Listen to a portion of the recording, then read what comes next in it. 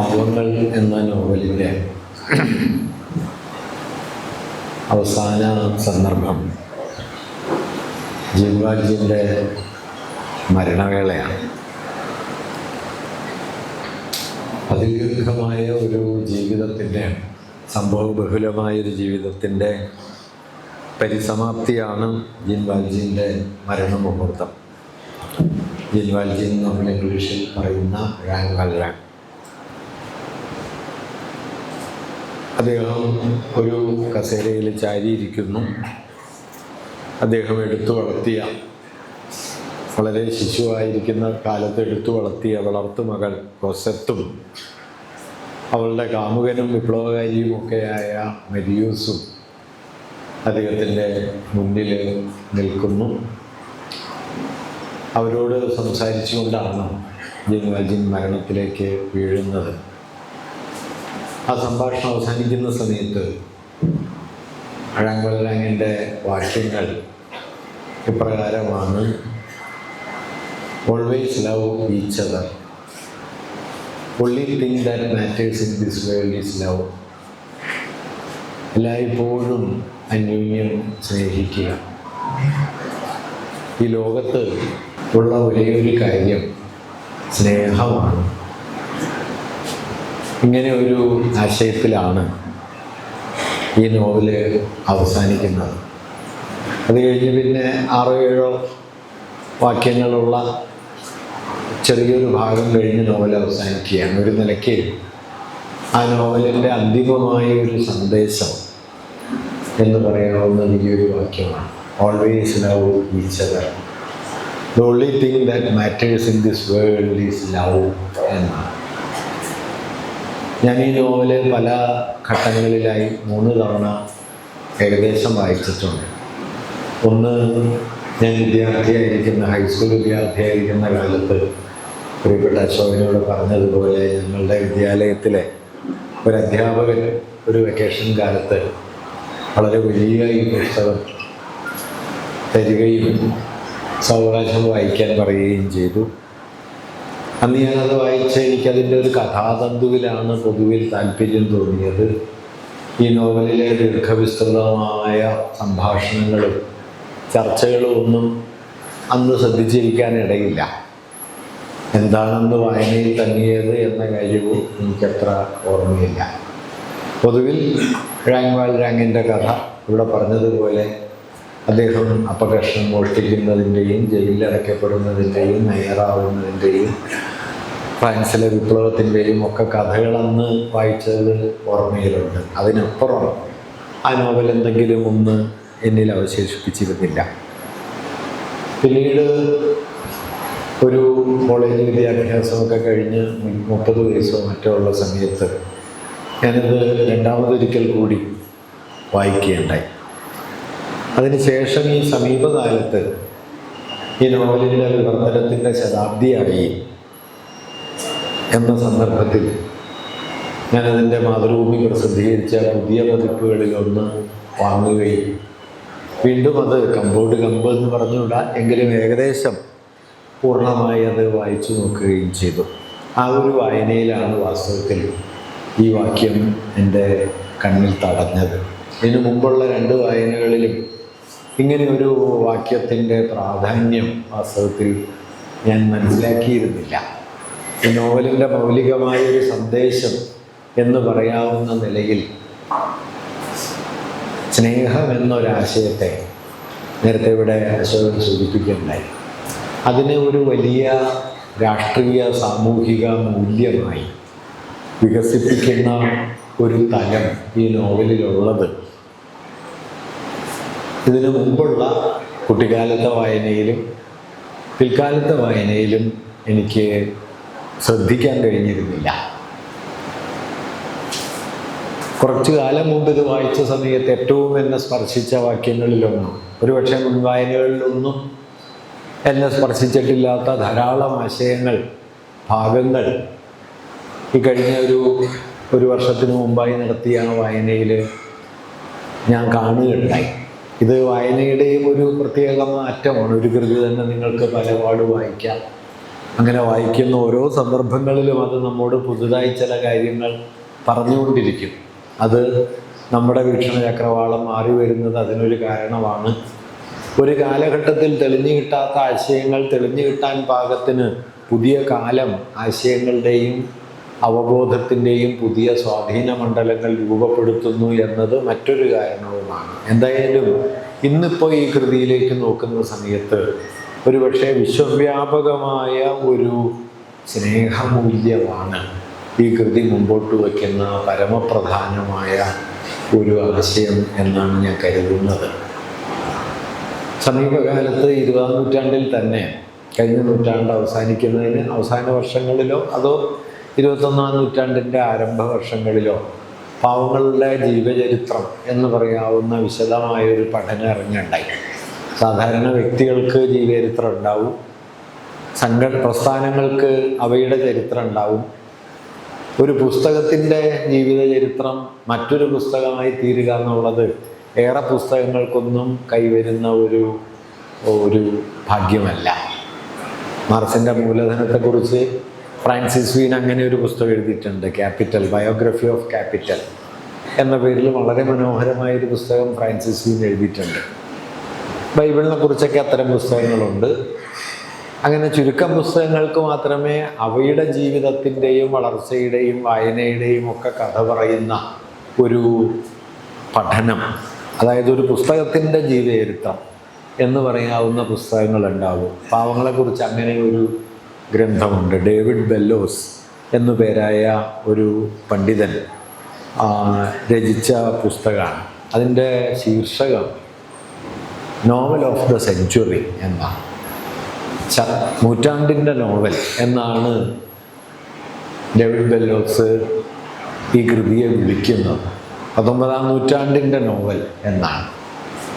വിശ്വപ്രസിദ്ധ നോവലിസ്റ്റായ Llosa, Nobel സമ്മാനമൊക്കെ കിട്ടി സമീപകാലത്ത് അന്തരിച്ച യോസ, മാർക്കേസിനെ പോലെ തന്നെ ലാറ്റിൻ അമേരിക്കയിലും യൂറോപ്പിലുമൊക്കെ ആദരിക്കപ്പെടുന്ന വലിയ എഴുത്തുകാരനാണ് പെറുവിയൻ നോവലിസ്റ്റായ യോസ. യോസയും പാവങ്ങളെക്കുറിച്ചൊരു അതിഗംഭീരമായ പഠനം എഴുതിയിട്ടുണ്ട്. അങ്ങനെ ഒരു പുസ്തകം തന്നെ, ഒരു നോവൽ തന്നെ വിവിധ നോവലുകളുടെ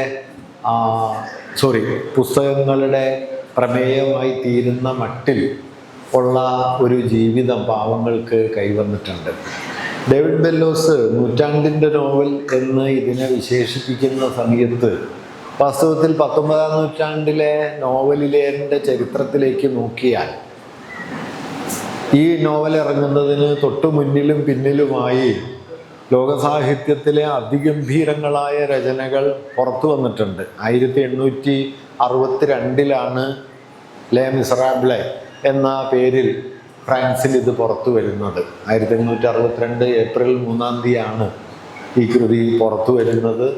വന്ന സമയത്ത് തന്നെ അത് വമ്പിച്ച ഒരു വിജയമായിരുന്നു. ഒരുപക്ഷെ ലോകത്ത് പുസ്തക പ്രസാധനത്തിൻ്റെ ചരിത്രത്തിലെ ഏറ്റവും വലിയ ഒരു ഇവൻ്റായിട്ടാണ്, ഒരു സംഭവമായിട്ടാണ് പാവങ്ങളുടെ പ്രസാധനം വിലയിരുത്തപ്പെടുന്നത്. വമ്പിച്ച പ്രചാരവേലയോടെ ആളുകളുടെ ആകാംക്ഷയൊക്കെ വലിയ തോതിൽ ഉയർത്തിക്കൊണ്ട് ഒരു ബ്ലോക്ക് ബസ്റ്റർ എന്ന് നമ്മളിപ്പോൾ സിനിമകളുടെയൊക്കെ പ്രകാശനത്തെക്കുറിച്ച് പറയുന്നത് പോലെ ഗംഭീരമായ ഒരു സന്ദർഭമായിരുന്നു ഏപ്രിൽ 3 ഇതിൻ്റെ ആദ്യ പ്രസാധനം. പക്ഷേ ആ കാലം എടുത്തു നോക്കിയാൽ 1862 മുന്നിലും പിന്നിലുമായി പ്രസിദ്ധപ്പെട്ട നോവലുകളിലേക്ക് നോക്കിയാൽ പാവങ്ങൾ എന്ന കൃതിയേക്കാളും എത്രയോ സാഹിതീയവും സൗന്ദര്യാത്മകവുമായ മൂല്യങ്ങളുള്ള നോവൽ എന്ന നിലയ്ക്ക് പാവങ്ങളെ പലമടങ്ങ് അതിശയിച്ച കൃതികൾ ഇതിന് തൊട്ട് മുന്നിലും പിന്നിലും ഉണ്ട് എന്ന് കാണാൻ പറ്റും. 1851 മെൽവിലിൻ്റെ മോബി ഡിക്ക് എന്ന കൃതി വരുന്നത്. ഇതിനേതാണ്ട് ഒരു പതിറ്റാണ്ട് മുമ്പ്. 1857 പാവങ്ങൾക്ക് 5 വർഷം മുമ്പ് യോസ യൂറോപ്യൻ നോവലിലെ ആദ്യത്തെ മോഡേൺ നോവൽ എന്ന് വിളിക്കുന്ന മദാം ബോവറി, ഫ്ലോബേറിൻ്റെ മദാം ബോവറി 1857 പുറത്തു വന്നത്. 1861 ചാൾസ് ഡിക്കൻസിൻ്റെ ഗ്രേറ്റ് എക്സ്പെക്റ്റേഷൻസ് വന്നു. മാർക്സ് ചാൾസ് ഡിക്കൻസിനെ കുറിച്ച് പറയുന്നത് 19-ാം നൂറ്റാണ്ടിലെ വ്യാവസായിക ഇംഗ്ലണ്ട് എന്താണെന്ന് മനസ്സിലാക്കാൻ ഏത് ചരിത്ര പുസ്തകത്തെക്കാളും ആഴത്തിൽ നമ്മെ സഹായിക്കുന്നത് ഡിക്കൻസിൻ്റെ നോവലുകളാണ് എന്ന് പറയുന്നുണ്ട്. 1861 അതുപോലെ ഈ പുസ്തകം വായിച്ചതിൻ്റെ പ്രേരണയിൽ തൊട്ടു പിന്നാലെ 1863 മുതൽ 68 വരെയുള്ള 5 വർഷക്കാലത്തിനിടയിൽ ടോൾസ്റ്റോയി യുദ്ധവും സമാധാനവും വാർ ആൻഡ് പീസ് എഴുതി. 1866 ലോകം കണ്ട എക്കാലത്തെയും വലിയ നോവലിസ്റ്റ് എന്ന് ധാരാളം പേർ കരുതുന്ന ഡെസ്റ്റോവസ്കിയുടെ ക്രൈം ആൻഡ് പണിഷ്മെൻറ്റ് പുറത്തു വന്നു.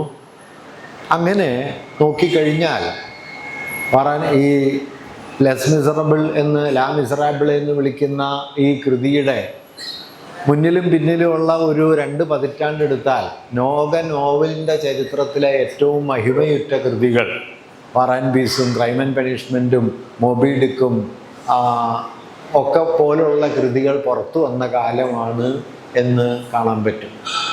ഇതെല്ലാം നിലനിൽക്കെ തന്നെ നമ്മുടെ കാലത്തെ ഏറ്റവും വലിയ സാഹിത്യ ചിന്തകന്മാരിൽ ഒരാളായ ഡേവിഡ് ബെല്ലോസ് ഇവയൊക്കെ മാറ്റിവെച്ച് ഈ കൃതിയെ നോവൽ ഓഫ് ദ സെഞ്ച്വറി എന്ന് വിളിക്കുന്നു. നിങ്ങൾ ക്രൈം ആൻഡ് പണിഷ്മെൻറ്റോ വാർ ആൻഡ് പീസോ വായിച്ചു നോക്കിയാൽ നോവൽ എന്ന നിലയ്ക്ക് അവ പല തട്ടിൽ ഈ പാവങ്ങളെ അഭിവർത്തിക്കുന്നുണ്ട് എന്ന് കാണാൻ പറ്റും. പാവങ്ങളങ്ങനെ സാർവത്രികമായി പ്രകീർത്തിക്കപ്പെട്ട ഒരു പുസ്തകമല്ല. അത് ലോകത്തിൽ എഴുതപ്പെട്ട ഏറ്റവും മികച്ച 5 നോവലുകളിൽ ഒന്നാണ് എന്ന് ടോൾസ്റ്റോയ് പറയുന്നുണ്ട്. ഏറ്റവും മികച്ച കൃതിയാണെന്ന് വരെ ടോൾസ്റ്റോയ് ഒരു ഘട്ടത്തിൽ പറയുന്നുണ്ട്. അപ്റ്റൻ സിൻക്ലെയർ പറയുന്നുണ്ട്. പക്ഷേ അത്ര തന്നെ അതിനെ ധാരാളം പേർ വിമർശിക്കുകയും ചെയ്യുന്നുണ്ട്. ഇപ്പോൾ ഞാൻ ഈ പറഞ്ഞ ഫ്ലോബേർ തന്നെ അത് മോശം നോവലാണ് എന്ന് ഫ്ലോബേർ പറയുന്നുണ്ട്. മോശം ഭാവനയും മോശം രചനാരീതിയുമാണ് എന്ന് ഫ്ലോബേർ പാവങ്ങളെ വിമർശിക്കുന്നുണ്ട്. ചാൾസ് ബോദലെയർ, അക്കാലത്തെ മഹാകവിയായ ബോദലെയർ ഈ കൃതിയെ പ്രശംസിച്ച് പുറമേ ഒരു ലേഖനമൊക്കെ എഴുതിയിട്ടുണ്ടെങ്കിലും പാവങ്ങളുടെ മലയാള പരിഭാഷയിൽ ബോദലെയറുടെ പഠനം വിവർത്തനം ചെയ്ത് ഉൾപ്പെടുത്തിയിട്ടുണ്ട്. അങ്ങനെ പുറമേക്ക് അദ്ദേഹം ധാരാളം ഇതിനെ പ്രശംസിക്കുന്നതായി തോന്നുമെങ്കിലും വാസ്തവത്തിൽ ഇതൊരു ബോറൻ നോവലാണ് എന്ന് അദ്ദേഹം വ്യക്തിപരമായി അഭിപ്രായപ്പെട്ടതും നമുക്ക് ചരിത്രത്തിൽ കാണാനായിട്ട് പറ്റും.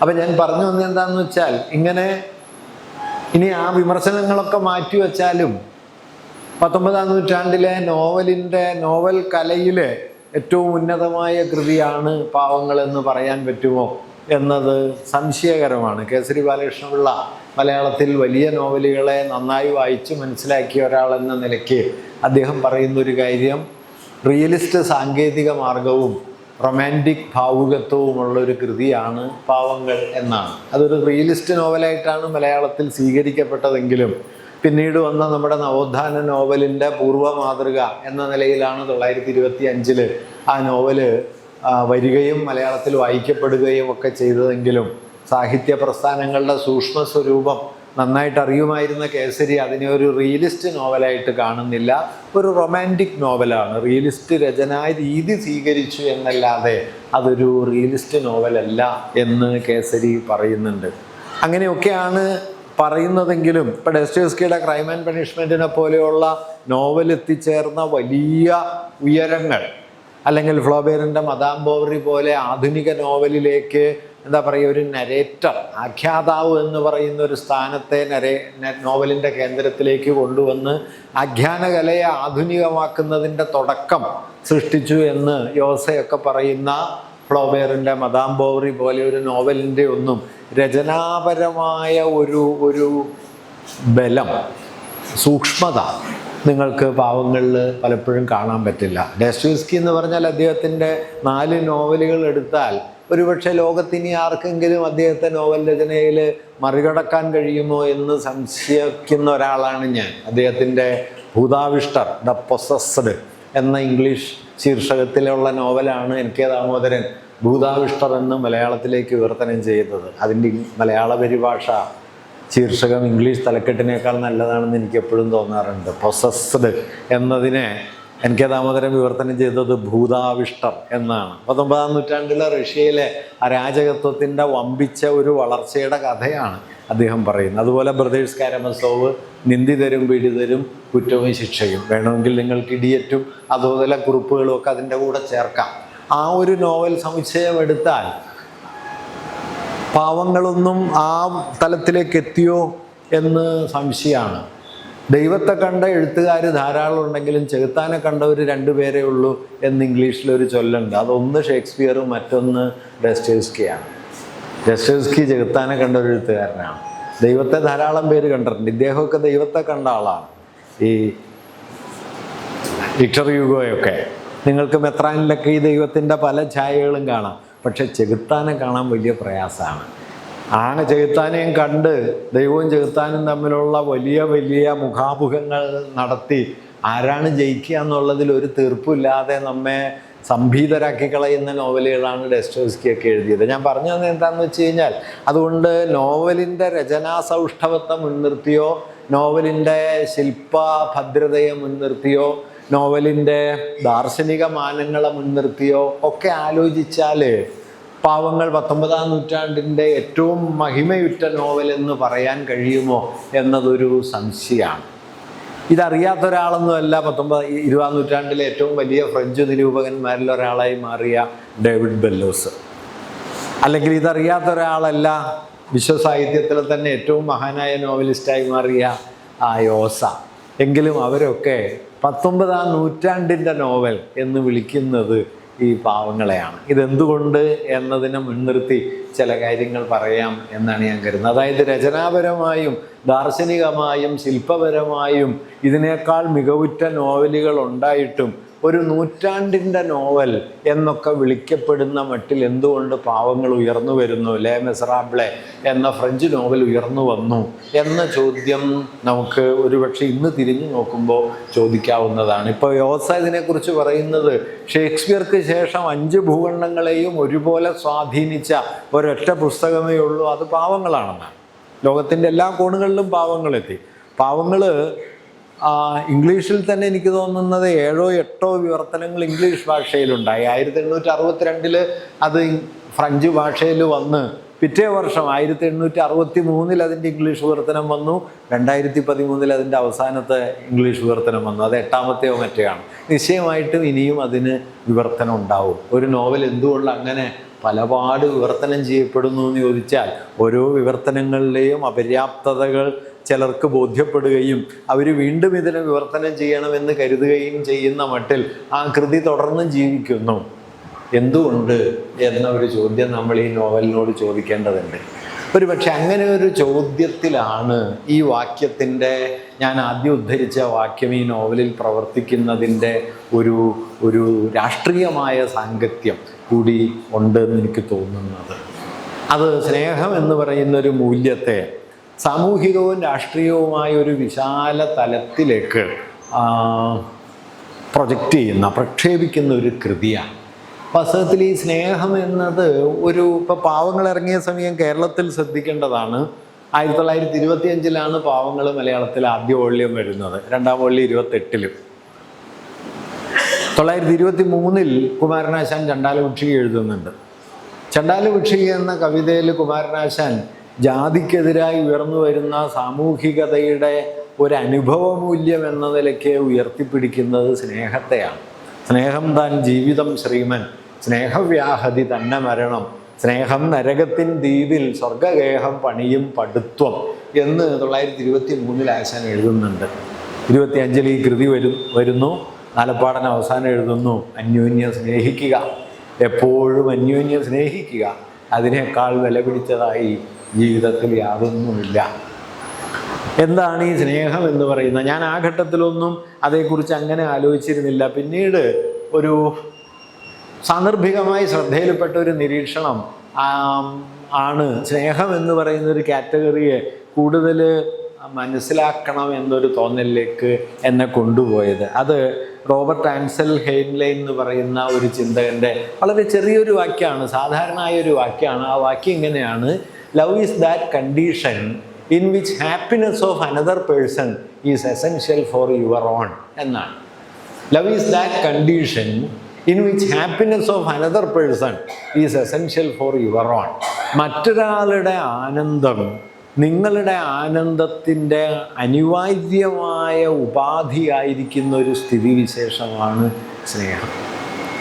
സ്നേഹത്തിൽ നിങ്ങൾ ആനന്ദിക്കുന്നു എന്നതിൻ്റെ അർത്ഥം നിങ്ങളല്ലാത്ത ആരോ കൂടി ആനന്ദിക്കുന്നു എന്നാണ്. ഈ ആനന്ദത്തിൻ്റെ അഭാവത്തിൽ സ്നേഹമില്ല. അതുകൊണ്ട് സ്നേഹം എന്ന് പറയുന്നത് ഒരാൾ അനുഭവിക്കുന്നതായിരിക്കുമ്പോഴും അതൊരാളിൽ നിലനിൽക്കുന്നതോ ഒരാളിൽ മാത്രമായി പ്രവർത്തിക്കുന്നതോ അല്ല. അത് സാർവത്രികമെന്ന് വിളിക്കാവുന്ന, തന്നിൽ നിന്ന് താനല്ലാത്തതിലേക്ക് പ്രവഹിക്കുന്നതിലൂടെ മാത്രം നിലവിൽ വരാവുന്ന ഒന്നാണ് സ്നേഹം എന്ന് പറയുന്ന ഒരനുഭവ മൂല്യം. ഈ അനുഭവ മൂല്യം അതുകൊണ്ട് തന്നെ വളരെ പൊളിറ്റിക്കലാണ്. വാസ്തവത്തിൽ നമ്മളെ വലയം ചെയ്യുന്ന ഫാഷിസത്തിൻ്റെയും വർഗീയതയുടെയും ഒക്കെ ഭീമാകാരമായ ഇരുട്ടിൻ്റെ നടുവിൽ നാം കൂടുതൽ ആലോചിക്കേണ്ട ഒരു കാര്യം, എങ്ങനെയാണ് ഫാഷിസം പ്രവർത്തിക്കുന്നത് എന്ന് സൂക്ഷിച്ചു നോക്കിയാൽ നമുക്ക് കാണാൻ പറ്റും. ഫാഷിസ്റ്റുകളുടെ ഏറ്റവും പ്രധാനപ്പെട്ട ഒരു പ്രവർത്തന രീതി മനുഷ്യർക്കിടയിൽ ആകാവുന്നത്ര പകയും വിദ്വേഷവും വെറുപ്പും പടർത്തുക എന്നതാണ്. വ്യത്യാസങ്ങളെ മുഴുവൻ ശത്രുതകളാക്കുക എന്നതാണ് ഫാഷിസത്തിൻ്റെ രീതി. ഇത് വളരെ അപകടകരമായ ഒരു രീതിയാണ്. കാരണം മനുഷ്യർ പ്രകൃതി സഹജമായി വ്യത്യാസത്തിൽ അധിഷ്ഠിതമാണ്. പ്രകൃതിയുടെ അടിസ്ഥാന സ്വഭാവം വ്യത്യാസമാണ്, സമാനതയല്ല. നിങ്ങളൊരു മരത്തിൽ 100 ഇലകളുണ്ടെങ്കിൽ നിങ്ങൾ ഇനി എപ്പോഴെങ്കിലും നോക്കിക്കോളൂ, 100 ഇലകളെ ശ്രദ്ധിച്ചു നോക്കിയാൽ 100 ഇലയും 100 തരായിരിക്കും. ഒരേ ഇലയായിരിക്കും, മാവില എന്ന് തന്നെ പറയും. പക്ഷേ ഓരോ മാവിലയും മറ്റൊരു മാവിലയിൽ നിന്ന് വ്യത്യസ്തം കൂടിയായിരിക്കും. ഈ വ്യത്യാസമില്ലാതെ പ്രകൃതി ഒന്നും ആവർത്തിക്കുന്നില്ല. എല്ലാ മനുഷ്യരും രൂപം കൊണ്ടും ശബ്ദം കൊണ്ടും ഭാവരീതികൾ കൊണ്ടും വ്യത്യസ്തരായിരിക്കുന്നത് പോലെ പ്രകൃതി അടിസ്ഥാനപരമായി വ്യത്യസ്തതയിൽ കൂടിയാണ് നിലനിൽക്കുന്നത്, സാജാത്യം മാത്രമല്ല. ഷേക്സ്പിയർ മനോഹരമായ ഒരു കവിതയിൽ പറയുന്ന വരിയുണ്ട്, പ്രണയത്തെക്കുറിച്ച് എഴുതിയതാണ് എങ്കിലും അതിൽ ഈ ഒരു ആശയമുണ്ട്. അദ്ദേഹം പറയുന്നത്, as the sun is daily new and all, so as my love telling you what is told. As the sun is daily new and all, സൂര്യൻ എന്നും പുതിയതും പഴയതുമായിരിക്കുന്നത് പോലെ എൻ്റെ സ്നേഹവും അതുപോലെയാണ്, നിന്നോട് പറഞ്ഞത് തന്നെ പറയുന്നു. ഞാൻ നിന്നെ സ്നേഹിക്കുന്നു എന്നും പറയുന്നു, പക്ഷെ ഓരോ ദിവസവും ഇത് പുതിയതാണ്. സൂര്യൻ എന്നും പഴയതാണ്, പക്ഷേ പുതിയതാണ്. അതുകൊണ്ട് ആവർത്തിക്കുമ്പോഴും അതിനകത്ത് വ്യത്യാസമുണ്ട്. ആ വ്യത്യസ്തതകളെ ശത്രുതകളാക്കി മാറ്റുക എന്നതാണ് ഫാഷിസ്റ്റുകൾ ചെയ്യുന്ന ഒന്നാമത്തെ കാര്യം. ഏത് വ്യത്യാസത്തെയും ശത്രുതയാക്കുക. വ്യത്യാസങ്ങൾക്കും വൈജാത്യങ്ങൾക്കും കുറുകെ ഒഴുകുന്ന സ്നേഹത്തിൻ്റെ ഒരു വമ്പിച്ച ലോകത്തെ തീർക്കുക എന്നതാണ് ഒരു നിലയ്ക്ക് സാമൂഹ്യ അസമത്വങ്ങളോട്, അടിച്ചമർത്തലുകളോട്, ദുരധികാരത്തോട് ഒക്കെ ഏറ്റുമുട്ടാനുള്ള പ്രധാനപ്പെട്ട വഴികളിലൊന്ന് എന്ന് കുമാരനാശാനൊക്കെ കരുതുന്നത് അതുകൊണ്ടാണ് ജാതി വിമർശനത്തിൻ്റെ ഏറ്റവും പ്രധാനപ്പെട്ട കേന്ദ്രത്തിൽ, അതിനെ കേന്ദ്ര പ്രശ്നമാക്കിക്കൊണ്ട് എഴുതിയ കവിതയിൽ ആശാൻ സ്നേഹം എന്ന് പറയുന്നത്, സ്നേഹം താൻ ജീവിതം ശ്രീമൻ, സ്നേഹവ്യാഹതി തന്നെ മരണം. മരണം എന്ന് പറഞ്ഞു കഴിഞ്ഞാൽ നിങ്ങൾ മരിച്ചു പോകുന്നു എന്നുള്ളതല്ല, സ്നേഹമില്ലാണ്ടായി പോകുന്നു എന്നതാണ്. ഇങ്ങനെ ഞാൻ പറഞ്ഞു വന്നത് എന്താണെന്ന് വെച്ചാൽ 19-ാം നൂറ്റാണ്ടിൻ്റെ നോവലിൻ്റെ ഭൂപടത്തിൽ ഈ സ്നേഹം എന്ന് പറയുന്ന ഒരു മൂല്യത്തെ കേന്ദ്രത്തിലേക്ക് ഉയർത്തിക്കൊണ്ടുവരികയും സാമൂഹികമായ അസമത്വങ്ങളെയും സാമൂഹികമായ പീഡനങ്ങളെയും യാതനകളെയും ഒക്കെ അതിജീവിക്കാനുള്ള മാനുഷികമായ ശേഷിയുടെ ആധാരമായി സ്നേഹം മാറിത്തീരുകയും ചെയ്യുന്നു എന്നതാണ് ഒരുപക്ഷെ ഈ നോവലിനെ നൂറ്റാണ്ടിൻ്റെ നോവലാക്കിയത്. ഇപ്പോൾ 18-ാം നൂറ്റാണ്ടിലാണ് ജ്ഞാനോദയം വരുന്നത്, പ്രബുദ്ധതായുഗം എന്നൊക്കെ നാം വിളിക്കുന്ന ജ്ഞാനോദയകാലം. ജ്ഞാനോദയകാലമാണ് മനുഷ്യനെ മതത്തിൻ്റെയും പൗരോഹിത്യത്തിൻ്റെയും ആചാരപാരമ്പര്യങ്ങളുടെയും ഒക്കെ പിടിയിൽ നിന്ന് പുറത്തു കൊണ്ടുവന്ന് മനുഷ്യരെ സ്വതന്ത്രരായ മനുഷ്യരാക്കിയത്. ആ സ്വതന്ത്രരായ മനുഷ്യർക്കിടയിൽ മനുഷ്യരെ തമ്മിൽ അക്കാലം വരെ കൂട്ടിയിണക്കിയിരുന്ന മതത്തിൻ്റെ, വിശ്വാസത്തിൻ്റെ, ആചാരത്തിൻ്റെ, പൗരോഹിത്യ ബന്ധങ്ങളുടെ ഒക്കെ കെട്ടിപ്പൊട്ടിക്കഴിഞ്ഞാൽ ഇനി മനുഷ്യരെ കൂട്ടിയിണക്കാൻ പോകുന്ന ഭാവശക്തി ഏത് എന്ന ചോദ്യത്തിന് ഉള്ള ഏറ്റവും വലിയ ഉത്തരമായിട്ട് മാറിത്തീർന്ന ഒരു മൂല്യം കൂടിയാണ് സ്നേഹം എന്ന്. അങ്ങനെ സ്നേഹം എന്നത് ഒരു രാഷ്ട്രീയ സമ്മർദ്ദമായി മാറുകയും ആ രാഷ്ട്രീയ സമ്മർദ്ദത്തെ മുൻനിർത്തിക്കൊണ്ട് സാമൂഹികമായ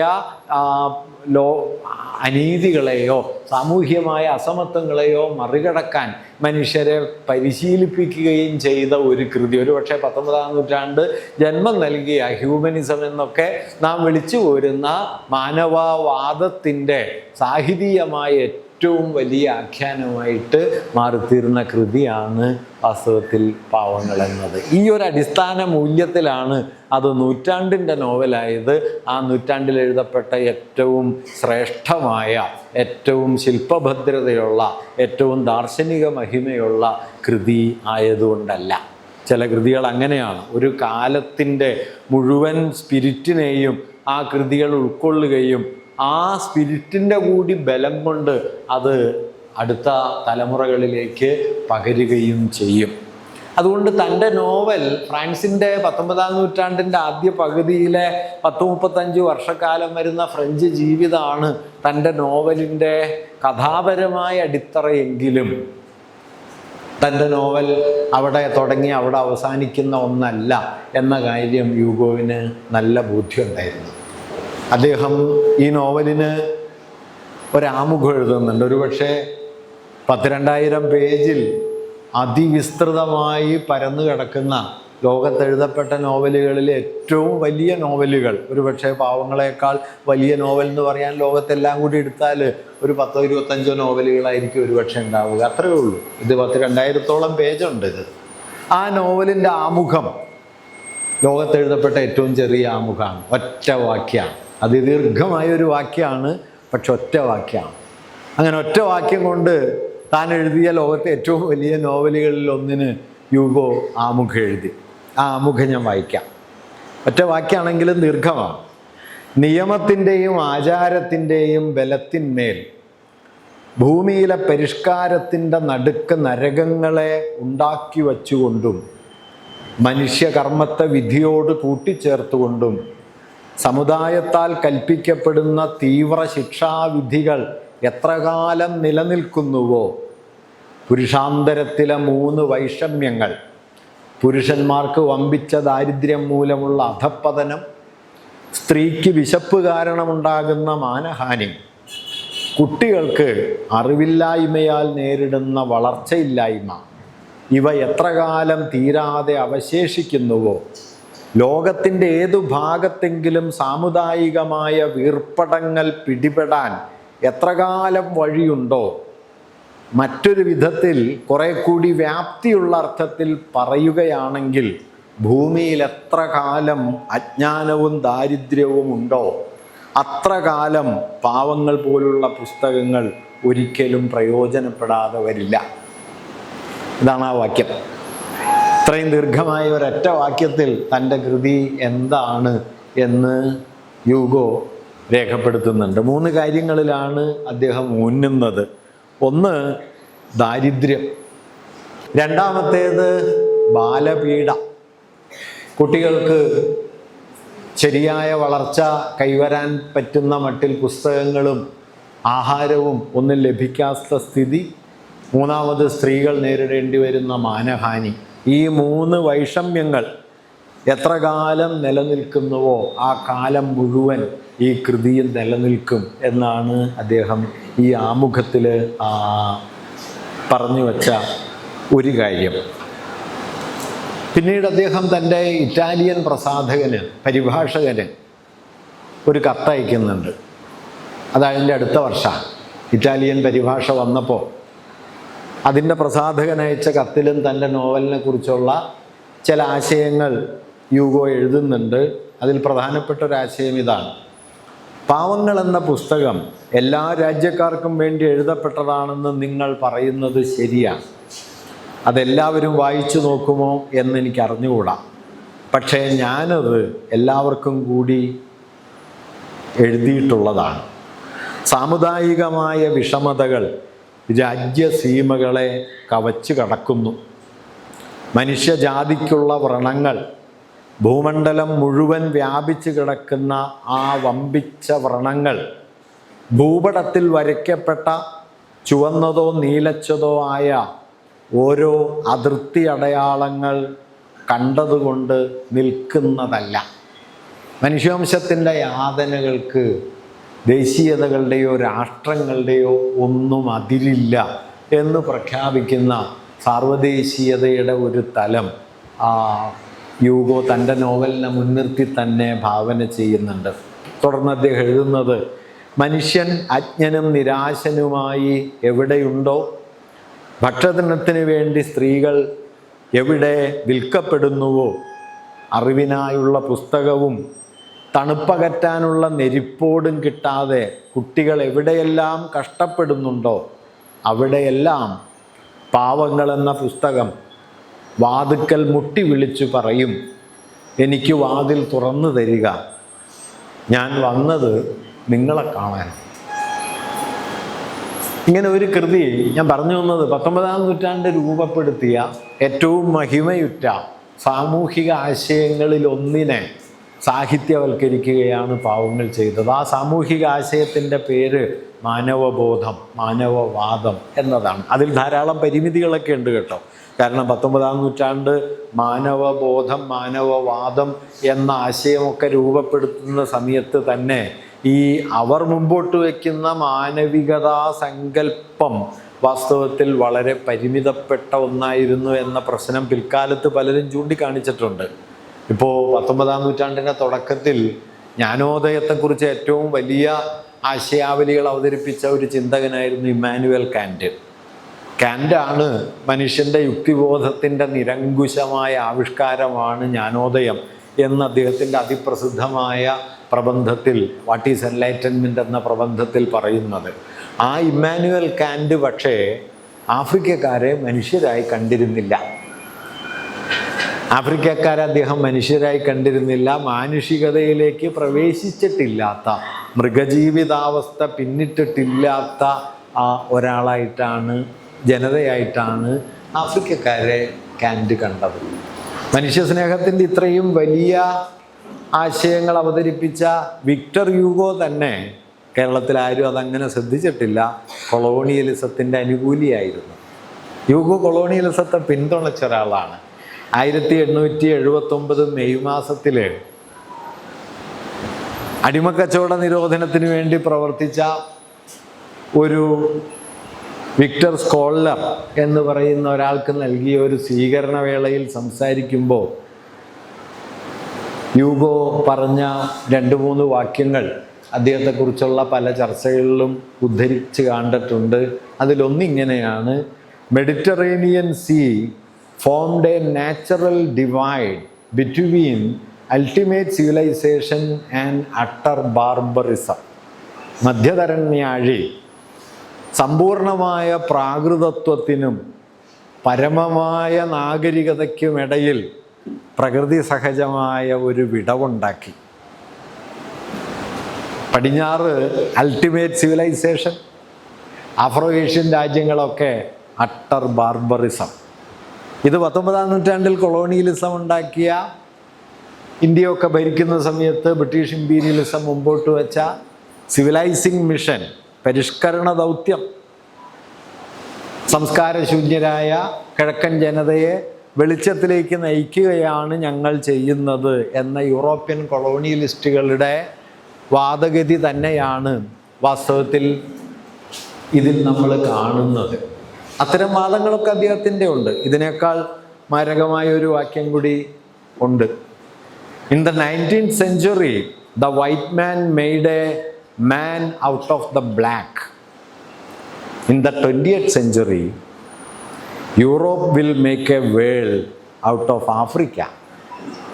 19-ാം നൂറ്റാണ്ടിൽ വെളുത്ത മനുഷ്യൻ കറുപ്പിൽ നിന്നൊരു മനുഷ്യനെ ഉണ്ടാക്കി. 20-ാം നൂറ്റാണ്ടിൽ ആഫ്രിക്കയിൽ നിന്ന് യൂറോപ്പ് ഒരു പുതിയ ലോകത്തെ ഉണ്ടാക്കും. ഇങ്ങനെ കറുപ്പിനെയും ആഫ്രോ ഏഷ്യൻ രാജ്യങ്ങളെയും ഒക്കെ കീഴടക്കി ഭരിക്കുന്ന പടിഞ്ഞാറിൻ്റെ കൊളോണിയൽ ഭരണ സമ്പ്രദായത്തോട് വിയോജിപ്പില്ലാതെ അതിനോട് ചേർന്നു പോയ ഒരാളാണ് യൂഗോ. ഞാനിതിങ്ങനെ പറയുന്നത് കേട്ട് പരിഭ്രമിക്കേണ്ട കാര്യമൊന്നുമില്ല കേട്ടോ. മനുഷ്യർക്കിടയിൽ ഇത്തരം വൈരുദ്ധ്യങ്ങളൊക്കെ സ്വാഭാവികമാണ്. ഒരാളും അങ്ങനെ ചരിത്രത്തിൽ വരില്ല.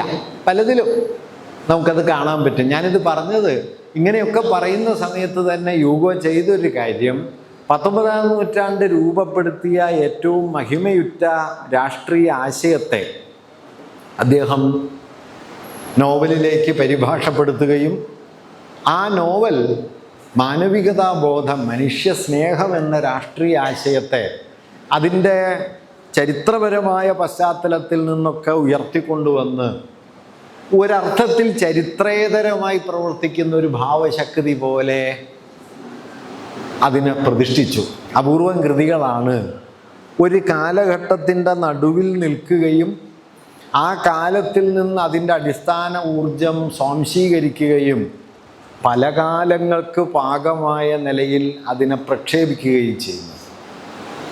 സാഹിത്യഭാഷയിൽ local colour with universal appeal എന്നൊക്കെ ചിലർ പറയാറുണ്ട്. പ്രാദേശികമായിട്ടാണ് അതിൻ്റെ വേരുകൾ, പക്ഷെ അത് കാലങ്ങളെ മറികടന്ന് പ്രവർത്തിച്ചു കൊണ്ടിരിക്കും. അങ്ങനെ പ്രവർത്തിക്കാൻ അവയ്ക്ക് കഴിയുന്നത് അതത് കാലത്തിൽ ആഴത്തിൽ വേരാഴ്ത്തിക്കൊണ്ട് തന്നെ അത് പല കാലങ്ങളിൽ മനുഷ്യരിൽ പ്രവർത്തനശേഷിയുള്ള ചില അടിസ്ഥാന ഭാവങ്ങളെ ചെന്ന് തൊടുന്നതുകൊണ്ടാണ്. ആധുനികത 18-ാം നൂറ്റാണ്ടോടെ ലോകത്ത് നിർമ്മിച്ചെടുത്ത അത്തരത്തിലുള്ള ഏറ്റവും പ്രബലമായ ആശയം, അനുഭവമൂല്യമാണ് സ്നേഹം എന്നത്. സ്നേഹം ഒരു പൊളിറ്റിക്കൽ കാറ്റഗറിയാണ്. കുഞ്ഞുങ്ങളെ അമ്മമാർ അതിനു മുമ്പ് സ്നേഹിച്ചിട്ടുണ്ട്. ഭർത്താക്കന്മാർ തമ്മിൽ സ്നേഹമുണ്ട്. ആ സ്നേഹത്തെക്കുറിച്ചല്ല ഞാനീ പറയുന്നത്, മറിച്ചൊരു സാമൂഹിക മൂല്യം എന്ന നിലയിൽ കുമാരനാശാൻ പറയുന്ന ആ വാക്യമുണ്ടല്ലോ, സ്നേഹവ്യാഹതി തന്നെ മരണം എന്ന് പറയാവുന്ന മട്ടിൽ ജാതിക്കോ മതഭേദങ്ങൾക്കോ സാമൂഹ്യ അസമത്വങ്ങൾക്കോ തട്ടുതിരിവുകൾക്കോ ഒക്കെ എതിരായി മനുഷ്യവംശത്തെ ഒന്നിപ്പിക്കുന്ന ഒരു പുതിയ ഭാവശക്തി എന്ന നിലയിൽ സ്നേഹം ഒരു പൊളിറ്റിക്കൽ കാറ്റഗറിയായി, ഒരു സോഷ്യൽ എൻറ്റിറ്റിയായി വികസിച്ചു വരുന്ന ഒരു ചരിത്രഘട്ടം 18-ാം നൂറ്റാണ്ടും 19-ാം നൂറ്റാണ്ടുമാണ്. ആ മൂല്യത്തെയാണ് ഹ്യൂഗോ തൻ്റെ നോവലിലേക്ക് സന്നിവേശിപ്പിച്ചത്. ആ മൂല്യം, അതുകൊണ്ടാണ് ബെല്ലോസ് അതിനെ നൂറ്റാണ്ടിൻ്റെ നോവൽ എന്ന് വിളിച്ചത്. ഒരു നൂറ്റാണ്ട്, 20-ാം നൂറ്റാണ്ടിൻ്റെ അനുഭവ മൂല്യത്തിൻ്റെ കാതൽ സ്നേഹമാണ് എന്ന് പറയാൻ പ്രയാസമാണ്. കാരണം 20-ാം നൂറ്റാണ്ട് 2 ലോകമഹായുദ്ധങ്ങളും ഫാസിസവും നാസിസവും ശീതയുദ്ധങ്ങളും വിമോചന സമരങ്ങളും കൂട്ടക്കൊലകളും ഒക്കെ അരങ്ങേറി മനുഷ്യവംശത്തിൻ്റെ ചരിത്രത്തിൽ ഏറ്റവും ശൈഥില്യം നിറഞ്ഞൊരു നൂറ്റാണ്ടായിട്ടാണ് 20-ാം നൂറ്റാണ്ട് മാറിത്തീർന്നത്. അതിനെ എലിയറ്റിനെ പോലൊരാൾ London bridge is falling down എന്ന് പറയുകയും അദ്ദേഹം അതിനെ ആകമാനം സംഗ്രഹിച്ചുകൊണ്ട് എന്താണ് പുതിയ നാഗരികതയെ വിശേഷിപ്പിക്കാൻ അദ്ദേഹത്തിൻ്റെ പ്രസിദ്ധമായ കവിതയിൽ, വേസ്റ്റ് ലാൻഡ് എന്ന കവിതയിൽ ഒരു മെറ്റഫർ ഉപയോഗിക്കുന്നുണ്ട്. Son of man, what you know only A heap of broken images എന്ന് പറയുന്നുണ്ട്. മനുഷ്യപുത്ര, നിനക്കെന്തറിയാം? നിനക്കറിയുന്നത് ഭഗ്നബിംബങ്ങളുടെ ഒരു കൂമ്പാരം മാത്രം. ഈ ഭഗ്നബിംബങ്ങളുടെ കൂമ്പാരം എന്നത് കവിതയിലൊരു മെറ്റഫറല്ല. 1, 2 ലോകയുദ്ധങ്ങൾ ചേർന്ന് യൂറോപ്പിനെ എന്താക്കി തീർത്തു എന്നതിൻ്റെ ആകമാനമുള്ളൊരു ചുരുക്കെഴുത്താണ് a heap of broken images. അതുകൊണ്ട് ശിഥിലബിംബങ്ങളുടെ, അസംബന്ധതയുടെ, അർദ്ധശൂന്യതയുടെ ഒക്കെ നൂറ്റാണ്ടായി യൂറോപ്പ് മാറുന്ന ഒരു കാലമാണ് 20-ാം നൂറ്റാണ്ട്. മറിച്ച് 19-ാം നൂറ്റാണ്ടാകട്ടെ മതാധികാരത്തിൻ്റെ, പൗരോഹിത്യത്തിൻ്റെ, അന്ധവിശ്വാസങ്ങളുടെ ഒക്കെ കെട്ടുപൊട്ടിച്ച് വിമോചനത്തിലേക്കും മാനവികതയിലേക്കും സ്വാതന്ത്ര്യത്തിലേക്കുമൊക്കെ മനുഷ്യവംശം ചുവടുവെച്ച് നീങ്ങുകയാണെന്നും ആ ചുവടുവെച്ചുള്ള യാത്രയുടെ അടിസ്ഥാന ഊർജം സ്നേഹമാണെന്നും പ്രതീക്ഷിക്കപ്പെട്ട ഒരു നൂറ്റാണ്ടാണ്. ആ സ്നേഹം എന്ന വലിയ യുഗാത്മക മൂല്യത്തെ, എപ്പോക്കൽ വാല്യൂ എന്ന് പറയും, ഒരു നൂറ്റാണ്ടിനെയൊക്കെ അല്ലെങ്കിൽ ഒരു പ്രത്യേക കാലഘട്ടത്തെ ആകമാനം നിർണ്ണയിക്കുന്ന ഒരു മൂല്യം വരും. ഇപ്പം നവോത്ഥാന കാലം നമ്മുടെ സാമൂഹ്യ ചരിത്രത്തിൽ ഏതാണ്ട് 1920-കൾ മുതൽ 50-കൾ വരെയൊക്കെയുള്ള ഒരു 10-30 വർഷക്കാലം ഒരു സവിശേഷമായ മൂല്യബോധത്തെ ഉയർത്തിക്കൊണ്ടുവരുന്നുണ്ട്. അങ്ങനെ ചില ഘട്ടങ്ങൾ സാമൂഹികമായൊരു വിമോചക മൂല്യത്തെ ജനതയുടെ അനുഭവ മണ്ഡലത്തിൽ ആകമാനം പടർത്തും.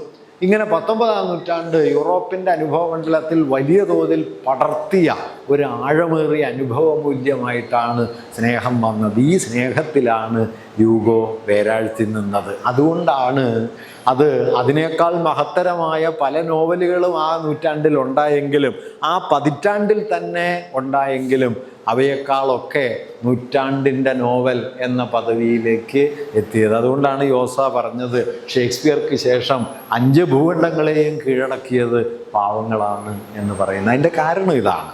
അടുത്തൊരു നൂറ്റാണ്ടിൽ അങ്ങനെ ഒരു കൃതി ജനിക്കുക സാധ്യമല്ല. 1-ാം ലോകയുദ്ധത്തിനും 2-ാം ലോകയുദ്ധത്തിനും നടുക്കിരുന്ന് പാവങ്ങൾ എഴുതാൻ പറ്റുമായിരുന്നില്ല. പാവങ്ങളെക്കുറിച്ചും യൂഗോയിൻ്റെ രചനാരീതിയെക്കുറിച്ചും വളരെ ആഴമുള്ളൊരു വിമർശനം ഉന്നയിച്ച ഒരാൾ കാൾ മാർക്സാണ്.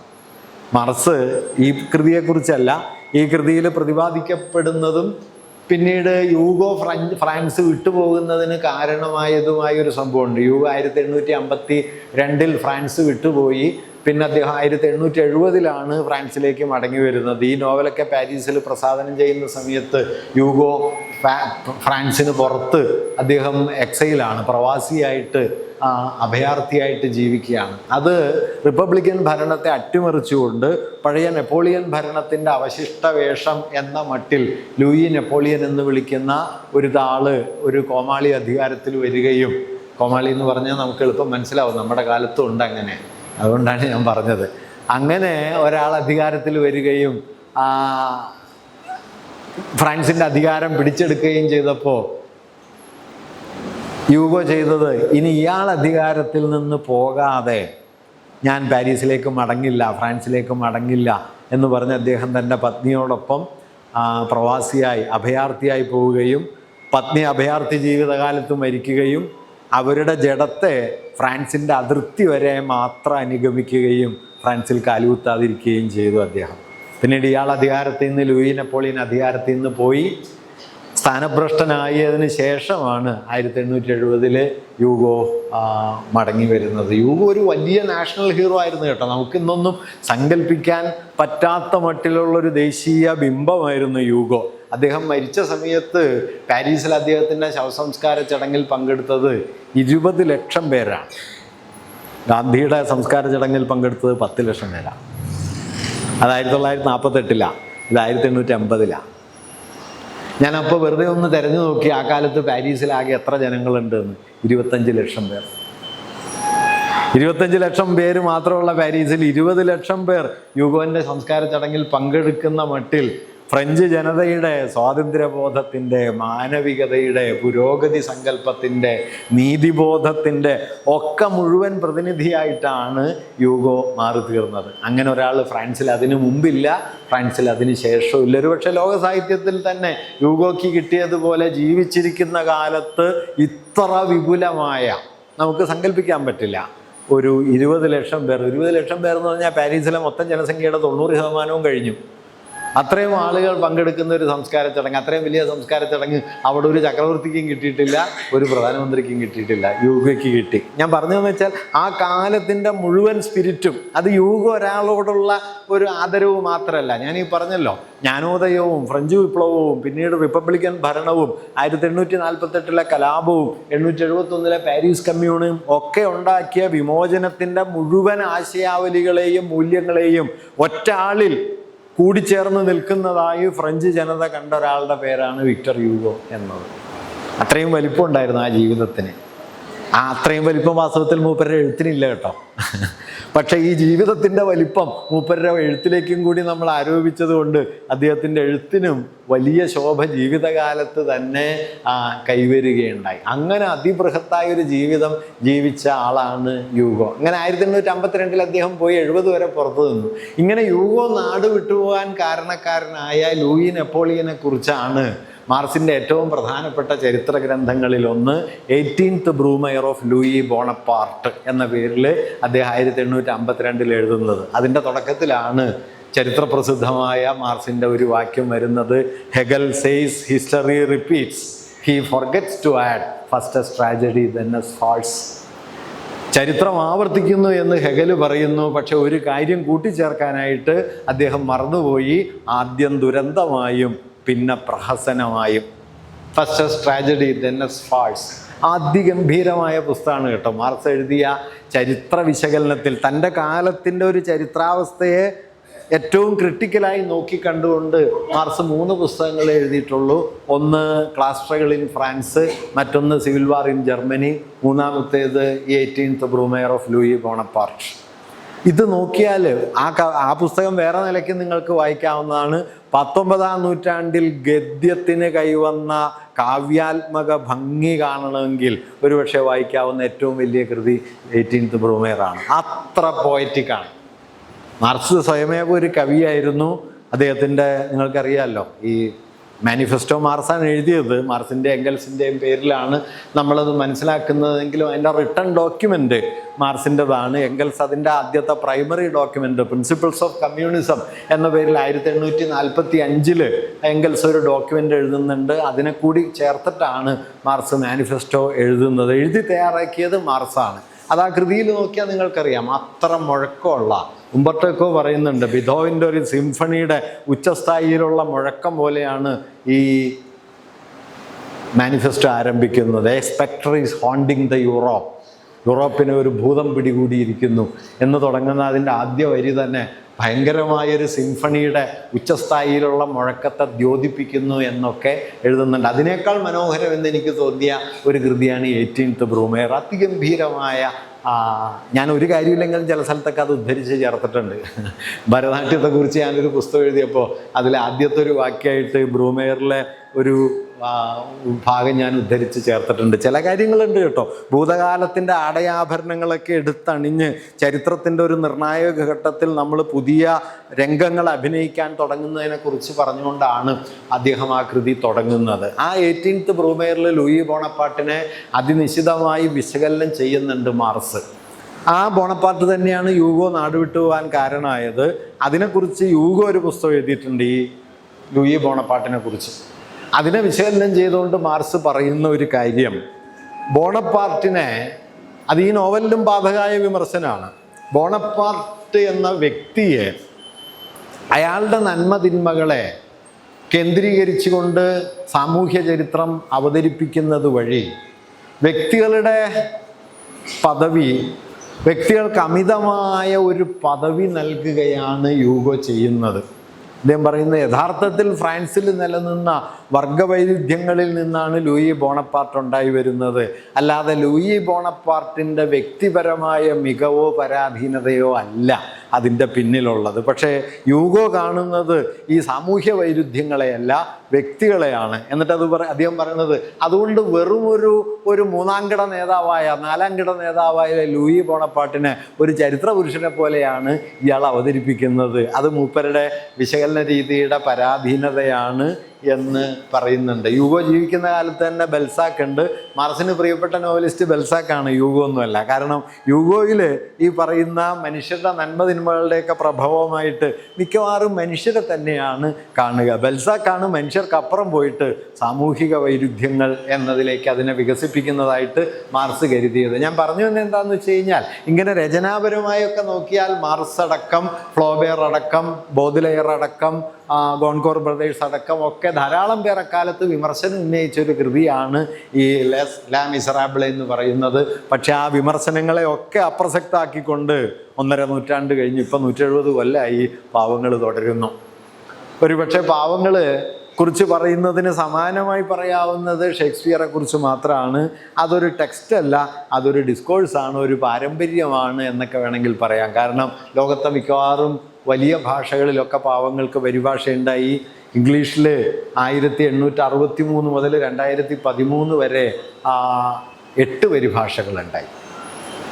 പാവങ്ങൾക്ക് 7 സിനിമാ രൂപങ്ങളുണ്ടായി, ഫിലിം അഡാപ്റ്റേഷൻസ് 7 ഉണ്ടായി. ഏറ്റവും ഒടുവിലുണ്ടായത് 1978 ആദ്യത്തേത് 1943. അങ്ങനെ 7 ഫിലിം അഡാപ്റ്റേഷൻസ്, മ്യൂസിക്കൽസ്, നാടകങ്ങൾ, കുട്ടിക്കഥകൾ, പാഠപുസ്തകങ്ങൾ, റേഡിയോ നാടകങ്ങൾ, അങ്ങനെ ലോകത്ത് ഏതൊക്കെ തരത്തിലുള്ള കലാവിഷ്കാരങ്ങൾ നിലനിൽക്കുന്നുണ്ടോ അവിടെയൊക്കെ പാവങ്ങൾ ചെന്നു. പാവങ്ങൾ ചെന്ന് പെടാത്ത, ഇപ്പം നമ്മളൊക്കെ പാവങ്ങൾ ആദ്യം പഠിച്ചത് നോവലായിട്ടൊന്നുമല്ല അല്ലോ, മറിച്ച് പാഠപുസ്തകത്തിലൊരു കഥയായിട്ടാണ്. ഡീല മെത്രാൻ വരുന്നു, ആ കഥയായിട്ടാണ് പഠിച്ചത്. ചുരുക്കം പേരാണ് പിന്നെ നോവൽ ഒറിജിനലായിട്ട് വായിച്ചത്. ലോകത്ത് ഏറ്റവും കുറവ് ആളുകൾ വായിക്കുകയും ഏറ്റവും കൂടുതൽ ആളുകൾ മനസ്സിലാക്കുകയും ചെയ്തൊരു നോവലാണ് പാവങ്ങൾ എന്ന് പറയാം. മുഴുവൻ വായിച്ചവർ താരതമ്യേന കുറവായിരിക്കും.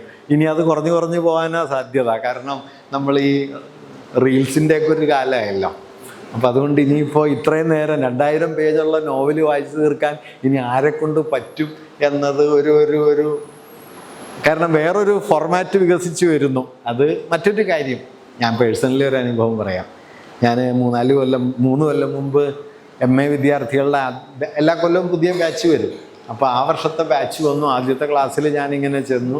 ആദ്യത്തെ ക്ലാസ്സിൽ ഞാൻ ചെന്ന് കുട്ടികളോട് ഇങ്ങനെ സംസാരിച്ചു തുടങ്ങിയപ്പോൾ ഒരു കുട്ടി, കാസർഗോഡ് നിന്ന് വരുന്ന കുട്ടിയാണ്, നല്ല കാര്യപ്രാപ്തി നല്ല ബുദ്ധിയൊക്കെ ഉള്ള കുട്ടിയാണ്. അവളിങ്ങനെ കുറച്ച് നേരം എൻ്റെ മുഖത്ത് സൂക്ഷിച്ച് നോക്കിയിട്ട് ചോദിച്ചു, നിങ്ങൾ ആ റീൽസിലൊക്കെ വന്ന ആളല്ലേ എന്ന് ചോദിച്ചു.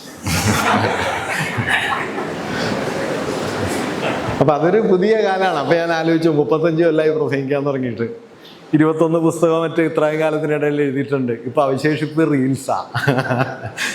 അതൊരു കുറ്റമൊന്നുമല്ല, പുതിയൊരു കാലം വരുന്നു. അതുകൊണ്ട് 2000 പേജിൽ ഇനിയിപ്പോൾ അത് വായിക്കുക എന്നുള്ളത് എളുപ്പമല്ല. പി കെ രാജശേഖരൻ ഒരിടയ്ക്ക് ലോകത്തിലെ വിശ്വസാഹിത്യത്തിലെ പ്രധാനപ്പെട്ട ക്ലാസിക്കുകളൊക്കെ സംഗ്രഹിച്ച് വിശ്വസാഹിത്യ പഠനങ്ങളെന്നോ എന്തോ പറഞ്ഞിട്ടൊരു പുസ്തകം എഴുതി. അപ്പം ഞാൻ രാജശേഖരനോട് ചോദിച്ചത് എന്തിനാണ് ഇങ്ങനെ ചെയ്യുന്നത്. അപ്പം രാജശേഖരൻ എൻ്റെ അടുത്ത് ചോദിച്ചത്, അല്ലാതെ ഇനി ചാൾസ് ഡിക്കൻസ് ആരാ കേരളത്തിൽ വായിക്കാൻ പോകുന്നത്?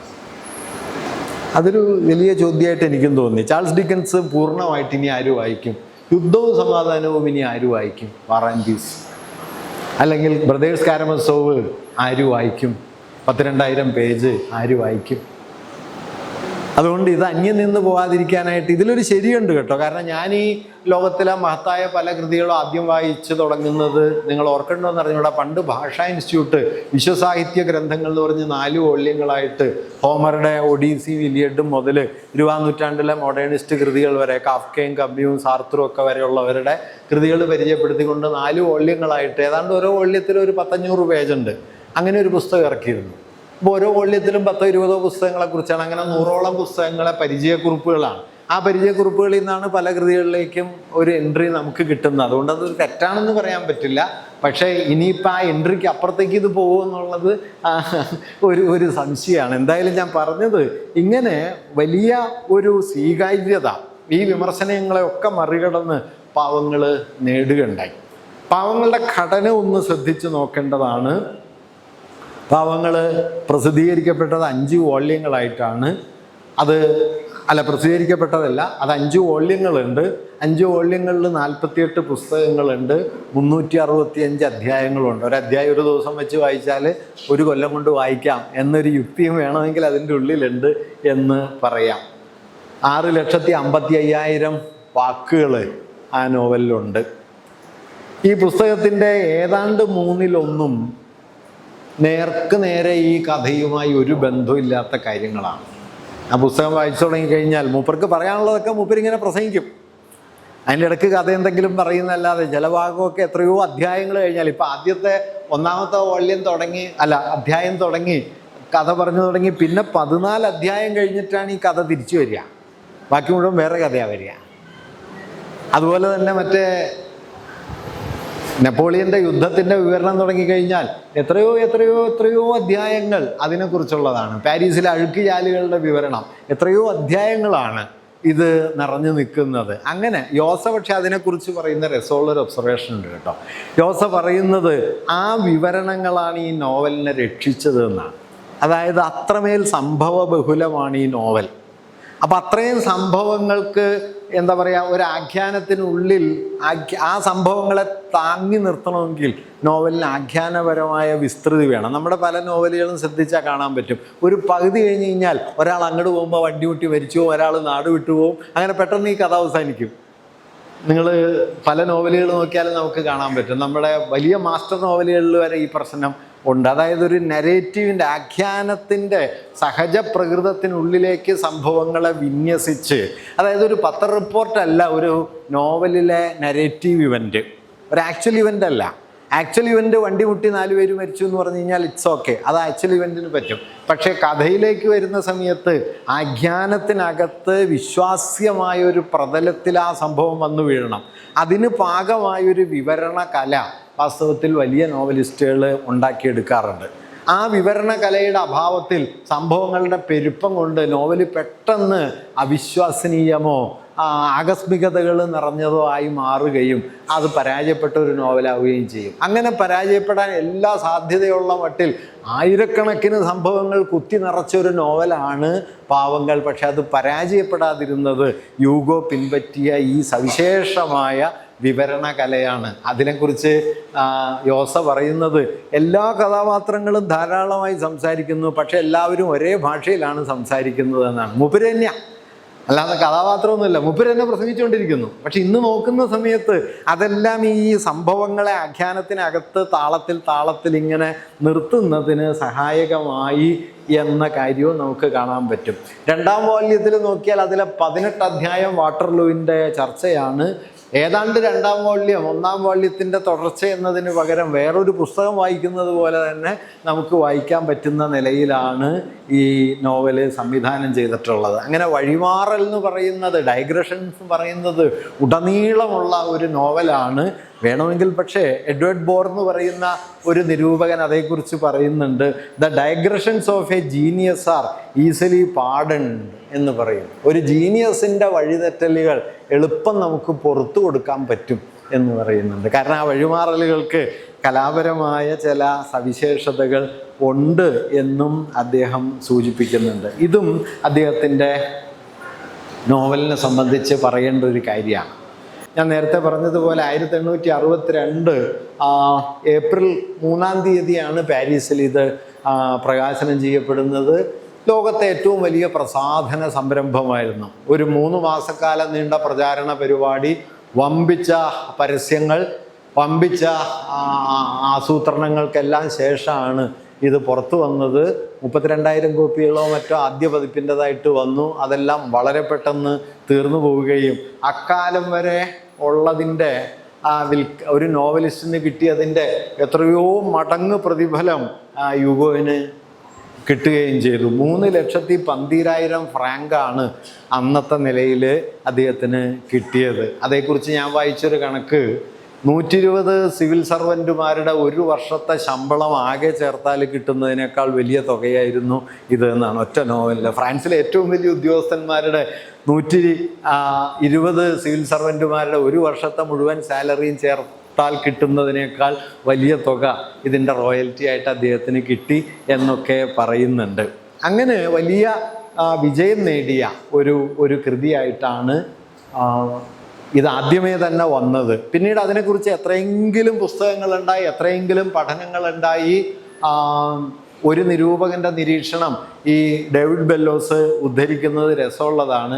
അയാളുടെ പേര് ജീൻ മാക് ഹോസെ എന്ന് പറയുന്നൊരു നിരൂപകൻ. അയാൾ പറയുന്നൊരു നിരീക്ഷണം എന്താ വെച്ചാൽ, പാവങ്ങളെക്കുറിച്ചും യൂഗോയെക്കുറിച്ചും എഴുതപ്പെട്ടത് മുഴുവൻ വായിക്കാനായിട്ട് ഒരാൾ തീരുമാനിച്ചാൽ ഒരു ദിവസം 10 മണിക്കൂർ വെച്ച് 20 കൊല്ലം വായിക്കേണ്ടി വരും എന്നാണ്. അത്രയും എഴുതപ്പെട്ടു പാവങ്ങളെക്കുറിച്ചും യോസയെക്കുറിച്ചും. അങ്ങനെ സ്വീകരിക്കപ്പെട്ട ഒരെഴുത്തായിരുന്നു അദ്ദേഹത്തിൻ്റേത്. ഞാൻ നേരത്തെ പറഞ്ഞ ചാൾസ് വിൽബോർ 1863 ഒന്നാമത്തെ പരിഭാഷയും ക്രിസ്റ്റി ഡൊണേഘർ 2013 അതിൻ്റെ അവസാനത്തെ ഇംഗ്ലീഷ് പരിഭാഷയും പുറത്തു കൊണ്ടുവന്നു. ഈ പറയുന്ന എല്ലാ രൂപങ്ങളിലും പാവങ്ങളല്ല, ലാ മിസറാബിളെ എന്ന ഫ്രഞ്ച് നോവലും അതിൻ്റെ പരിഭാഷകളും പ്രവർത്തിച്ചു. ലോകം മുഴുവൻ പാവങ്ങൾ ഒരു നിലയ്ക്ക് സഞ്ചരിച്ചെത്തുകയും കീഴടക്കുകയും ചെയ്തു എന്ന് പറയാം.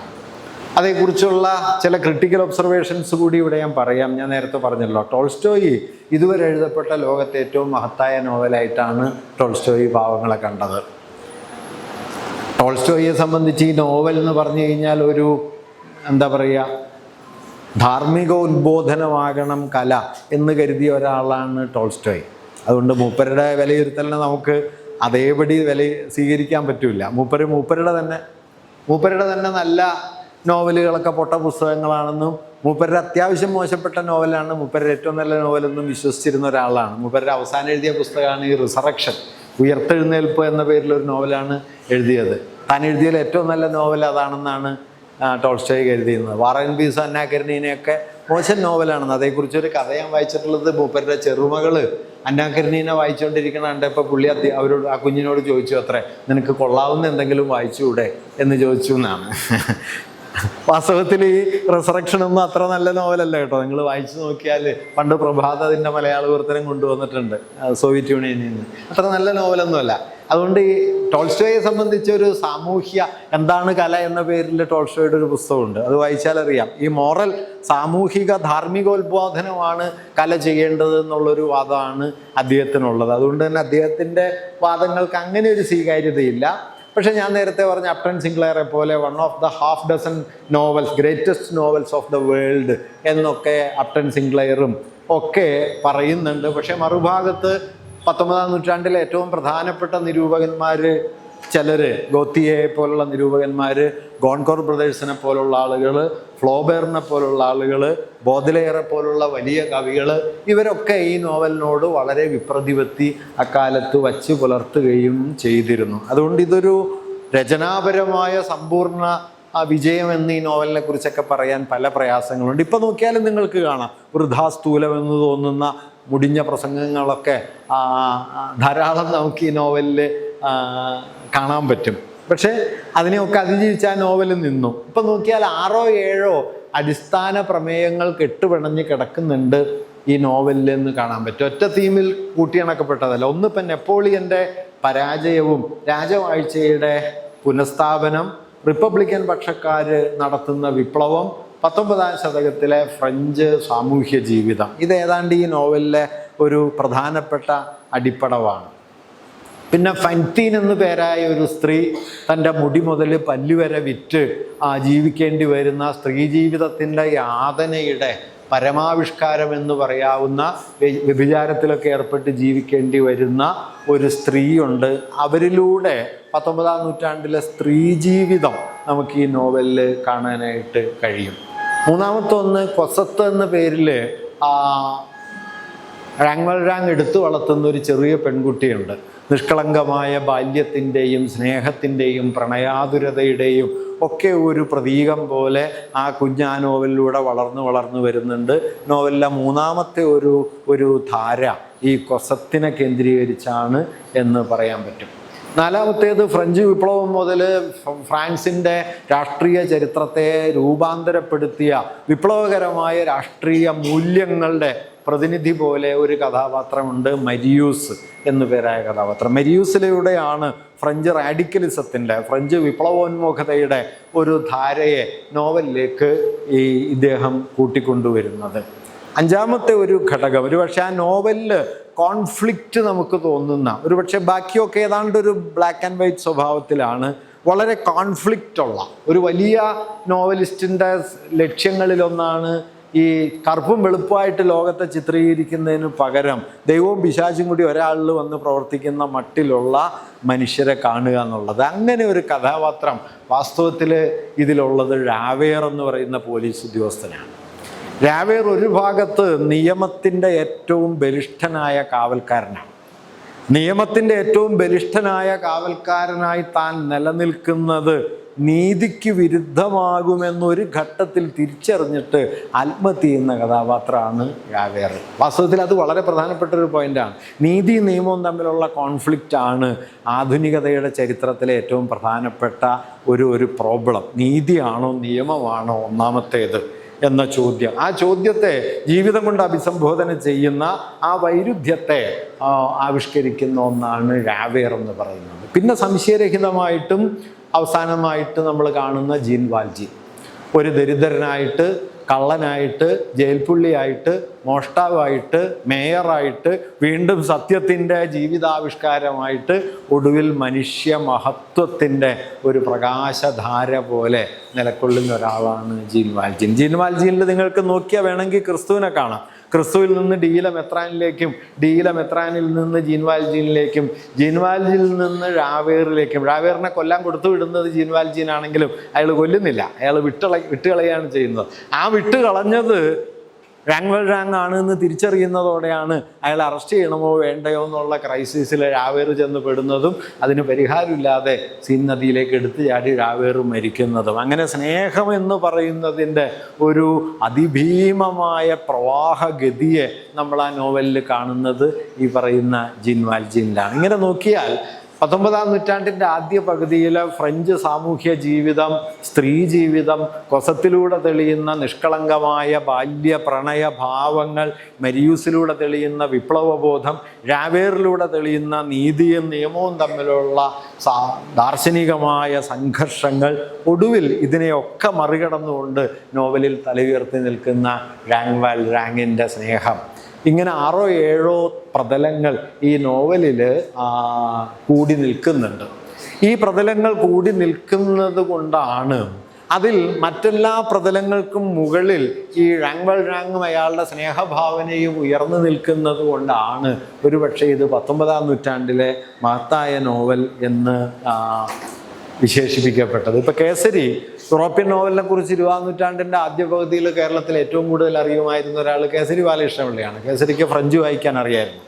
അതുകൊണ്ട് ഇംഗ്ലീഷ് പരിഭാഷ വരുന്നതിനൊക്കെ മുമ്പ് ഫ്രഞ്ച് സാഹിത്യത്തിലെ മഹത്തായ കൃതികളൊക്കെ കേസരി ഒറിജിനൽ വായിച്ച് മനസ്സിലാക്കിയിട്ടുണ്ടായിരുന്നു.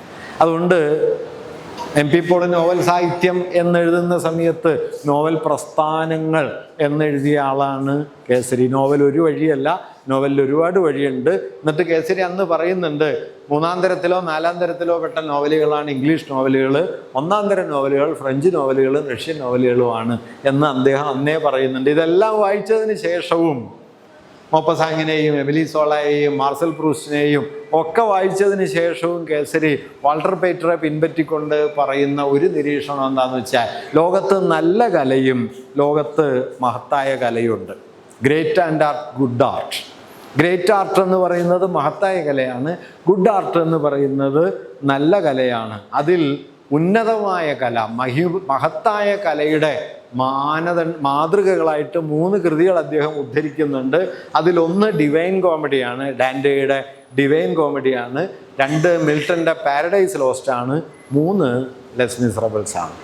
എങ്ങനെയാണ് മഹത്തായ കല എന്നതിന് അദ്ദേഹം വാൾട്ടർ പേറ്ററെ പിൻപറ്റിക്കൊണ്ട് തന്നെ പറയുന്നൊരു നിരീക്ഷണം എന്താണെന്ന് വെച്ച് കഴിഞ്ഞാൽ, അതിന് വിഷയ സ്വഭാവം വേണം, ആ വിഷയത്തിന് വ്യാപ്തി വേണം, ജീവിതത്തിൻ്റെ വൈവിധ്യങ്ങളെ ആവിഷ്കരിക്കാൻ കഴിയണം, ഒപ്പം തന്നെ മനുഷ്യവംശത്തെ സംബന്ധിച്ച ഉന്നതമായ ചില ലക്ഷ്യങ്ങളും വിപ്ലവപരമായ ഒരു ആഭിമുഖ്യവും, ഒപ്പം തന്നെ ആ വിപ്ലവാഭിമുഖ്യത്തെയും ഉന്നതമായ ജീവിത ലക്ഷ്യങ്ങളെയും ഉൾക്കൊണ്ട് നിൽക്കുന്ന പ്രത്യാശയുടെ ഒരു തലം വേണം. മഹത്തായ കൃതി എന്ന് അദ്ദേഹം പറയുന്നത്, ഗ്രേറ്റ് ആർട്ട് എന്ന് പറയുന്നത് ഗുഡ് ആർട്ടല്ല.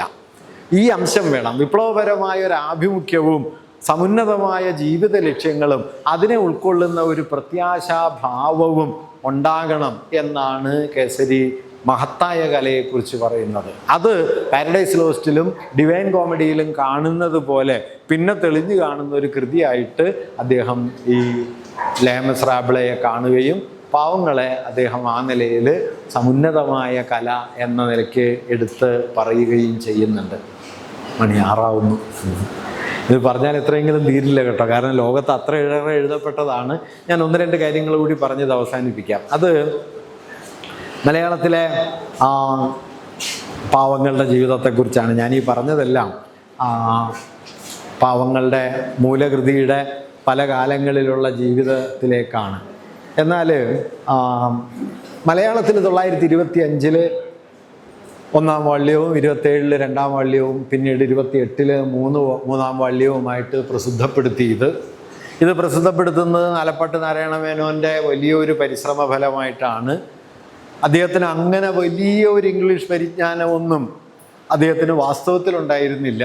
പക്ഷെ അദ്ദേഹം വായിച്ച് പഠിച്ച് മനസ്സിലാക്കി ഈ കഥ വള്ളത്തോളിനോട് പറഞ്ഞു കൊടുക്കുകയും വള്ളത്തോൾ ഇത് പരിഭാഷപ്പെടുത്താനായിട്ട് അദ്ദേഹത്തെ നിർബന്ധിക്കുകയും ഒക്കെ ചെയ്തു എന്നാണ് അതേക്കുറിച്ച് പൊതുവിൽ പറയാറുള്ളൊരു കാര്യം. എന്തായാലും അദ്ദേഹം അത് പരിഭാഷപ്പെടുത്തി 14 കൊല്ലവും മറ്റോ അതിൻ്റെ പുറകെ നടന്നു. ഈ ഒന്ന് ആലോചിച്ച് നോക്കേണ്ടതാണ് കേട്ടോ, 14 കൊല്ലമൊക്കെ ഒരു പുസ്തകത്തിന് വേണ്ടി തൻ്റെ ആയുസ്സിൽ ചെലവാക്കാൻ. മലയാളത്തിലെ ഏറ്റവും വലിയ നിഘണ്ടു ഉണ്ടല്ലോ, ശബ്ദധാരാവലി. ശബ്ദധാരാവലിയുടെ ആമുഖത്തിൽ ശ്രീകണ്ഠേശ്വരൻ എഴുതി വച്ചിട്ടുള്ളൊരു വാക്യമുണ്ട്, സുഖമെന്ന വാക്ക് ഈ നിഘണ്ടുവിൽ ഉണ്ടാവുമെങ്കിലും എൻ്റെ ജീവിതത്തിൽ ഉണ്ടായിട്ടില്ല എന്നാണ്. ശബ്ദധാരാവലി അച്ചടിച്ച് വിറ്റ് കാശ് മേടിച്ചവരുടെ എണ്ണം നോക്കിക്കഴിഞ്ഞ് കഴിഞ്ഞാൽ, അവർ വാങ്ങിയ കാശിൻ്റെ കണക്ക് നോക്കിക്കഴിഞ്ഞ് കഴിഞ്ഞാൽ ശ്രീകണ്ഠേശ്വരത്തിൻ്റെ ജീവിതം എന്തായിപ്പോയി എന്ന് നമുക്ക് കാണാൻ പറ്റും. വലിയ മനുഷ്യർ അവരൊക്കെ അങ്ങനെ. ഇപ്പോൾ വിദ്വാൻ പ്രകാശം മറ്റേ ഇത് അച്ചടിച്ചു കൊടുക്കാൻ ആരും ഇല്ലാത്തത് കൊണ്ട് സ്വന്തം നിലയ്ക്ക് അച്ചടിക്കാൻ തീരുമാനിക്കുകയും സ്വന്തമായിട്ടൊരു പ്രസ് വാങ്ങുകയും പ്രസ് വീട്ടിൽ തന്നെ സ്ഥാപിക്കുകയും അവിടെ ഇരുന്നിട്ടാണ് മഹാഭാരതം വിവർത്തനം ചെയ്ത് ഗദ്യത്തിൽ അച്ചടിച്ച് മലയാളത്തിന് തന്നത്. ഇങ്ങനെയൊക്കെ പണിയെടുത്ത ഒരുപാട് വലിയ മനുഷ്യരുണ്ട്. അതിലൊരാൾ കൂടിയാണ് നാലപ്പാട്ട് നാരായണ മേനോൻ. ഈ കൃതിയുടെ ഒരു പ്രാധാന്യം എന്താണെന്ന് വെച്ച് കഴിഞ്ഞാൽ, നേരത്തെ അശോകനിവിടെ സൂചിപ്പിച്ചൊരു കാര്യമുണ്ടല്ലോ, അതായത് കൃതികൾ 100 വർഷം ആഘോഷിക്കുന്നതൊക്കെ സാധാരണ ആണെങ്കിലും ഒരു വിവർത്തനം 100 കൊല്ലം ആഘോഷിക്കുന്നു എന്ന് മാത്രമല്ല, ഒരുപക്ഷെ ഒരു ഭാഷയുടെ ഭാവുകത്വത്തിൻ്റെ ചരിത്രത്തെ ഏറ്റവും നിർണായകമായി സ്വാധീനിച്ച കൃതിയായിട്ട് ഒരു വിവർത്തനം മാറിത്തീരുന്നത് താരതമ്യേന അസാധാരണമായ ഒരു കാര്യമാണ്. അത് മലയാളത്തിൽ നമ്മൾ കാണുന്നത് പാവങ്ങളാണ്. അദ്ദേഹത്തെ പ്രചോദിപ്പിച്ചത് ഒരളവ് വരെ ഈ വള്ളത്തോളിൻ്റെ പ്രേരണയാണ്.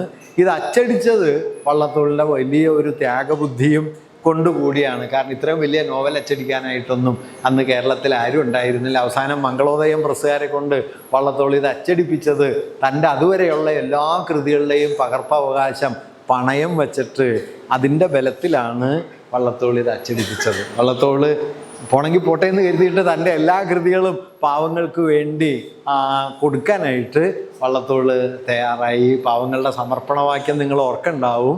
പാവങ്ങളുടെ സമർപ്പണവാക്യം ഫ്രഞ്ച് ഭാഷയിലെ സമർപ്പണവാക്യമൊന്നുമല്ല. നാലപ്പാട്ട് നാരായണ മേനോൻ അതിൻ്റെ സമർപ്പണവാക്യമായിട്ട് എഴുതിയിട്ടുള്ളത് കേരളത്തിലെ പാവങ്ങൾക്ക്. വാസ്തവത്തിൽ 1920കളിൽ കേരളത്തിൽ രൂപപ്പെട്ടു വന്ന സാമൂഹ്യ രാഷ്ട്രീയ ഭാവനയെ ആകമാനം സംഗ്രഹിച്ചൊരു സമർപ്പണമാണ് കേരളത്തിലെ പാവങ്ങൾക്ക്. ആ പാവങ്ങൾ അത് ഏറിയും കുറഞ്ഞും വായിക്കുകയും പാവങ്ങൾക്ക് വേണ്ടി നിലക്കൊണ്ടവരൊക്കെ വായിക്കുകയും അത് കേരളീയ ഭാവനയെ പുതുക്കി പണിത് ഏറ്റവും പ്രധാനപ്പെട്ട കൃതിയായിട്ട് മാറുകയും ചെയ്തു. പാവങ്ങളുടെ ഒരു സ്വാധീനം നോക്കിയാൽ വളരെ കൗതുകകരമായി തോന്നാം. 1930കൾ മുതൽ ഏതാണ്ട് 60കൾ വരെ മലയാള സാഹിത്യ ഭാവനയുടെ മണ്ഡലത്തിൽ പരസ്പര വിരുദ്ധങ്ങളായി നിലക്കൊണ്ട 2 പ്രവണതകളുടെ ഏറ്റവും മികച്ച പ്രതിനിധികൾ ഒരുപോലെ ഏറ്റെടുത്ത കൃതിയാണ് പാവങ്ങൾ. ഒരു ഭാഗത്ത് EMS ജീവൽ സാഹിത്യ പ്രസ്ഥാനം, പുരോഗമന സാഹിത്യം, അതുമായി ബന്ധപ്പെട്ട ആശയങ്ങൾ, അത് മുഴുവൻ ഒരു നിരൂപകനിൽ വരുന്നത് വേണമെങ്കിൽ EMSലാണ് എന്ന് പറയാം. EMS പാവങ്ങളെക്കുറിച്ച് എഴുതുന്ന ഒരു വാക്യം, ഒരു നൂറ്റാണ്ടിന് മുമ്പ് യൂറോപ്പിലാകെ അടിച്ചു കയറിയതും ഇന്ത്യയിലേക്ക് അടിച്ചു കയറിക്കൊണ്ടിരിക്കുന്നതുമായ സമഗ്ര വിപ്ലവത്തിൻ്റെ ആത്മാവ് ഉൾക്കൊണ്ട കൃതിയാണ് പാവങ്ങൾ എന്ന് അദ്ദേഹം എഴുതി. കേരളത്തിലെ വിപ്ലവ പ്രവണത വളർത്താൻ ഏറ്റവും കൂടുതൽ ഉപയുക്തമായത് പാവങ്ങളാണ് എന്നും അദ്ദേഹം എഴുതി. എന്ന് മാത്രമല്ല, സമുദായ പ്രവർത്തനവുമായി ബന്ധപ്പെട്ട് നടക്കുന്ന സമയത്ത് ഈ സമുദായ പ്രവർത്തനത്തിന് അപ്പുറത്തേക്ക് വിപ്ലവപരമായ സാമൂഹ്യ പരിവർത്തനം എന്ന ബോധം തന്നിൽ വ്യക്തിപരമായി ഉളവാക്കിയത് പാവങ്ങളാണ് എന്നും EMS എഴുതിയിട്ടുണ്ട്. അങ്ങനെ കേരളം കണ്ട എക്കാലത്തെയും വലിയ കമ്മ്യൂണിസ്റ്റുകളിൽ ഒരാളുടെ വിപ്ലവബോധ രൂപീകരണത്തിൽ ഏറ്റവും ആഴത്തിൽ പങ്കുവഹിച്ച ഒരു കൃതിയായിട്ട് പാവങ്ങളെ EMS രേഖപ്പെടുത്തുന്നു. സാഹിത്യ ഭാവുകത്വത്തിൻ്റെ കാര്യത്തിൽ EMSൻ്റെ നേർ വിപരീത സ്ഥാനത്ത് നിലക്കൊണ്ട ആളാണ് കുട്ടിക്കൃഷ്ണമാരാർ. കുട്ടിക്കൃഷ്ണമാരാർ പറയുന്നത്, കണ്ടിടത്ത് വെച്ച് എതിർക്കണം എന്ന് ഞാൻ തീരുമാനിച്ച ഒരു പ്രസ്ഥാനമേ ഉള്ളൂ, അത് പുരോഗമന സാഹിത്യമാണെന്നാണ്. മൂപ്പരങ്ങനെ ഒരു സ്ഥലത്ത് പറയുന്നുണ്ട്, കണ്ടിടത്ത് വെച്ച് എതിർക്കണം. അത് ചെയ്തിട്ടുണ്ട് കേട്ടോ, കാര്യമില്ലെങ്കിലും കണ്ടില്ലെങ്കിലും മൂപ്പിളെ എതിർക്കും. ഇപ്പോൾ വൈലോപ്പിള്ളിയുടെ കന്നിക്കൊയ്ത്തിന് അവതാരിക എഴുതുമ്പോൾ അതിലൊരു വരിയുണ്ട്, മാമ്പഴത്തെക്കുറിച്ച് എഴുതിയിട്ട് പറയണത്, ഈ അമ്മ 1 റുപ്യ വരുമാനക്കാരിയാണോ 10 റുപ്യ വരുമാനക്കാരിയാണോ എന്ന് അറിഞ്ഞിട്ട് വേണം ഈ കവിത ആസ്വദിക്കാൻ എന്ന് കരുതുന്ന ഒരു കൂട്ടരുണ്ട്. അവരെക്കുറിച്ച് ഞാൻ എന്ത് പറയാനാണ്? ഒരു കാര്യമില്ല അതവിടെ പറയേണ്ടത്. അതിൽ പുരോഗമന സാഹിത്യമായിട്ട് അതിന് യാതൊരു ബന്ധമില്ല.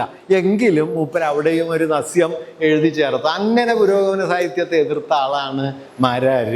പുരോഗമന സാഹിത്യത്തിൻ്റെ കേരളത്തിൽ ഏറ്റവും വലിയ വക്താവിനെ പ്രചോദിപ്പിച്ച പാവങ്ങളെക്കുറിച്ച് മാരാർ എഴുതുന്ന വാക്യം ഇങ്ങനെയാണ്, പാവങ്ങളിലെ നായകനെ നോക്കൂ, ആ വിധമുള്ള ഒരു നീച കഥാപാത്രത്തിൽ പോലും സത്യനിഷ്ഠനും ഭൂതാനുകമ്പിയുമായ ഒരു മഹാനെ, ഡീല മെത്രാൻ്റെ ഉത്തമ ശിഷ്യന്, ക്രിസ്തുവിൻ്റെ പാരമ്പര്യത്തിലുള്ള ദുർലഭ വ്യക്തിയെ ആവിഷ്കരിക്കുകയാണല്ലോ വിക്ടോർ ഹ്യൂഗോ ചെയ്തിട്ടുള്ളത്. അതാണ് ആ കാവ്യത്തിൻ്റെ ഉത്കർഷത്തിനുള്ള പരമാവധി. ഒറ്റ വാക്കിൽ പറഞ്ഞാൽ സ്നേഹമാണ് ലോക ജീവിതത്തിലെ ശാശ്വത മൂല്യം. ആ സ്നേഹമാകട്ടെ ഒരൊറ്റയാളെയെങ്കിലും ഉള്ളഴിഞ്ഞ് സ്നേഹിക്കുന്നതിൽ നിന്ന് തുടങ്ങി ലോകരെ മുഴുവൻ സർവപ്രാണികളെപ്പോലും സ്നേഹിക്കാൻ സാധിക്കുന്നത് വരെയുള്ള സുവിശാല ദീർഘമായ ഒരു പുരോഗതി മാർഗമാണ്. നരർ എഴുതി നിർത്തുന്നത് ഈ പോയിന്റിലാണ്.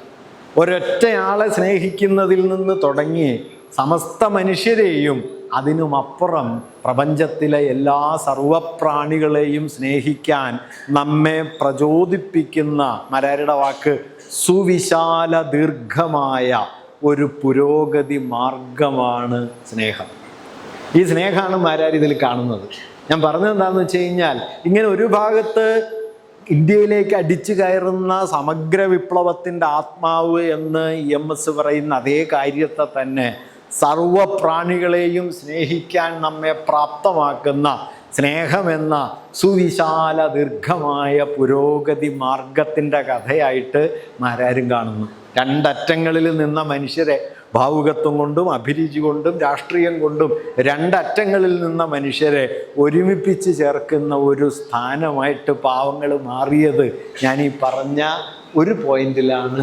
സ്നേഹത്തിൻ്റെ രാഷ്ട്രീയ മൂല്യം.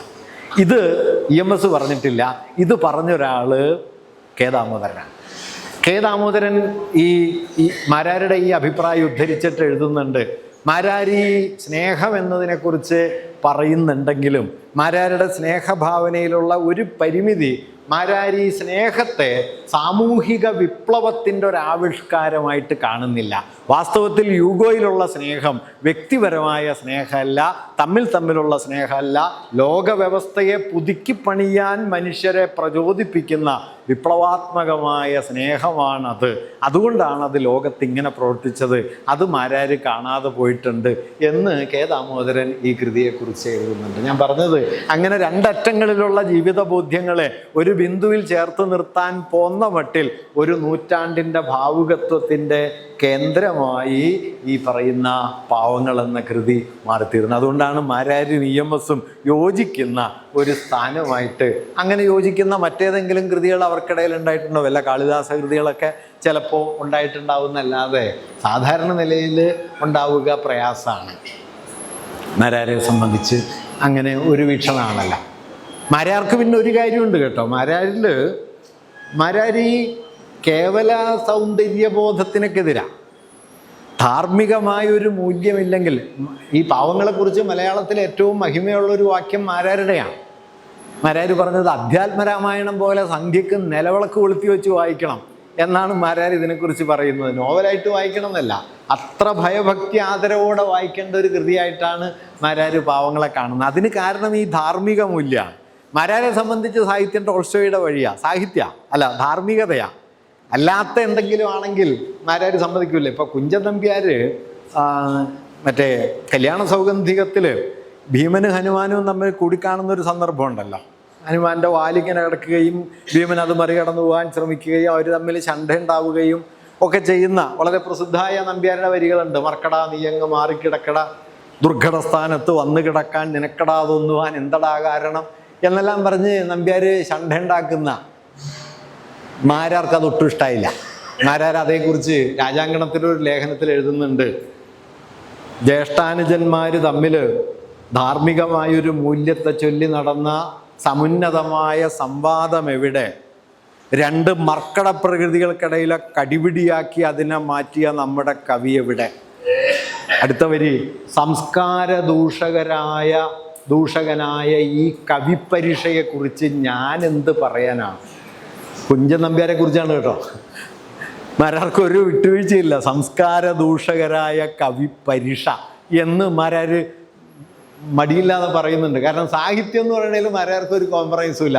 അത് സമുന്നതമായ ജീവിത മൂല്യങ്ങളെ പ്രകാശിപ്പിക്കണം, അല്ലാതെ കണാവണ പറഞ്ഞാലൊന്നും സാഹിത്യമാണെന്ന് പുള്ളി സമ്മതിക്കില്ല. അതുകൊണ്ട് മാരാർക്ക് പാവങ്ങൾ വലിയ ഇഷ്ടമായത് ഇതിൻ്റെ ധാർമ്മിക തലത്തിലാണ്. പക്ഷേ ഈ ധാർമ്മികത എന്ന് പറയുന്നത്, ദാമോദരൻ പറയുന്നത്, അത് അതിൽ തന്നെ വിപ്ലവപരമാണ്. ഒരുപക്ഷെ ധാർമ്മിക മൂല്യം എന്ന് പറയുന്നത് വിപ്ലവപരമായൊരാശയമാണ് എന്ന് കേരളത്തിൽ ആദ്യം ആലോചിക്കുന്ന ഒരാൾ കൂടിയാണ് കെ ദാമോദരൻ. ഞാൻ അതുകൂടി ഇവിടെ പറയാം. 1965 ദാമോദരൻ ഒരു പുസ്തകം എഴുതുന്നുണ്ട്. അതിൻ്റെ പേര് ധാർമ്മിക മൂല്യങ്ങൾ എന്നാണ്. അതിൽ അദ്ദേഹം പറയുന്ന കാര്യം, കമ്മ്യൂണിസം അടിസ്ഥാനപരമായൊരു ധാർമ്മിക ആശയമാണ്. എങ്ങനെ? എല്ലാ മനുഷ്യരിലും നിലീനമായിരിക്കുന്ന അടിസ്ഥാന ധാർമ്മികതയെ പ്രകാശിപ്പിച്ചുകൊണ്ട് ജീവിക്കാൻ വർഗവിഭജിതമായ സമൂഹം അവരെ അനുവദിക്കുന്നില്ല. അദ്ദേഹം ഒരു രസമുള്ള ഉദാഹരണം പറയുന്നുണ്ട്. നിങ്ങൾ രാത്രി റോട്ടിലിറങ്ങി പോകുമ്പോൾ ഒരാൾ തൻ്റെ കയ്യിലൊരു ബ്രീഫ് കേസിൽ 1,00,000 രൂപയായിട്ട് നടക്കുന്നതായിട്ട് കാണുന്നു എന്ന് കരുതാം. അയാളെ ആക്രമിച്ച് കീഴ്പ്പെടുത്തി കൊന്നിട്ട് ആ പണം തട്ടിയെടുക്കാമെന്ന് 100-ൽ 99 പേരും വിചാരിക്കില്ല. അത് പോലീസിനെ ഭയന്നിട്ടോ ആരെങ്കിലും കാണുമെന്ന് പേടിച്ചിട്ടോ ഒന്നുമല്ല, മറിച്ച് മറ്റൊരാളോട് അങ്ങനെ ചെയ്യുന്നത് ശരിയല്ല എന്ന് നമുക്കറിയാവുന്നത് കൊണ്ടാണ്. ദാമോദരൻ പറയുന്നത് ഈ ബോധ്യം നമുക്കുണ്ട്. പക്ഷേ ഈ ബോധ്യത്തിൽ സമ്പൂർണ്ണമായിട്ട് ജീവിക്കാൻ നമുക്ക് പറ്റില്ല. പലതരത്തിലുള്ള അധാർമികമായ തലങ്ങളിലേക്ക് നമ്മുടെ ജീവിതം തള്ളിമാറ്റപ്പെടും. അതിന് കാരണം സമൂഹത്തിലെ വർഗവിഭജിതാവസ്ഥയാണ്. ഇതിനെ മറികടക്കലാണ് വാസ്തവത്തിൽ കമ്മ്യൂണിസം ചെയ്യുന്നത്. അതുകൊണ്ട് കമ്മ്യൂണിസം സമുന്നതമായ ഒരു ധാർമ്മിക മണ്ഡലത്തെ വാഗ്ദാനം ചെയ്യുന്നുണ്ട് എന്ന് പറഞ്ഞ് ഒരുപക്ഷെ കേരളത്തിൽ മാർക്സിസത്തിൻ്റെ എത്തിക്കൽ ഡയമെൻഷനെ കുറിച്ച് ആദ്യം വിശാലമായി ആലോചിക്കുന്ന ഒരാളാണ് ദാമോദരൻ. ആ ധാർമ്മികതയെ അദ്ദേഹം ഈ പാവങ്ങളിൽ കണ്ടെടുക്കുകയും പാവങ്ങളെ അതേ മുൻനിർത്തി ആലോചിക്കുകയും ഒക്കെ ചെയ്യുന്നത് കാണാനായിട്ട് കഴിയും. അപ്പം ഞാൻ പറഞ്ഞത് ഇങ്ങനെ ഒരു കാര്യം കൂടി പറഞ്ഞ് അവസാനിപ്പിക്കാം. അതായത് ഇപ്പോൾ ലോകത്തെ ഏറ്റവും 19-ാം നൂറ്റാണ്ടിലെ മറ്റൊരു വലിയ നോവലാണ് ഗൊയ്ഥയുടെ ഡോക്ടർ ഫൗസ്റ്റ്. അത് ദൈവഭാവനയിൽ നിന്ന് ചെകുത്താനിലേക്കുള്ള പരിണാമമാണ്.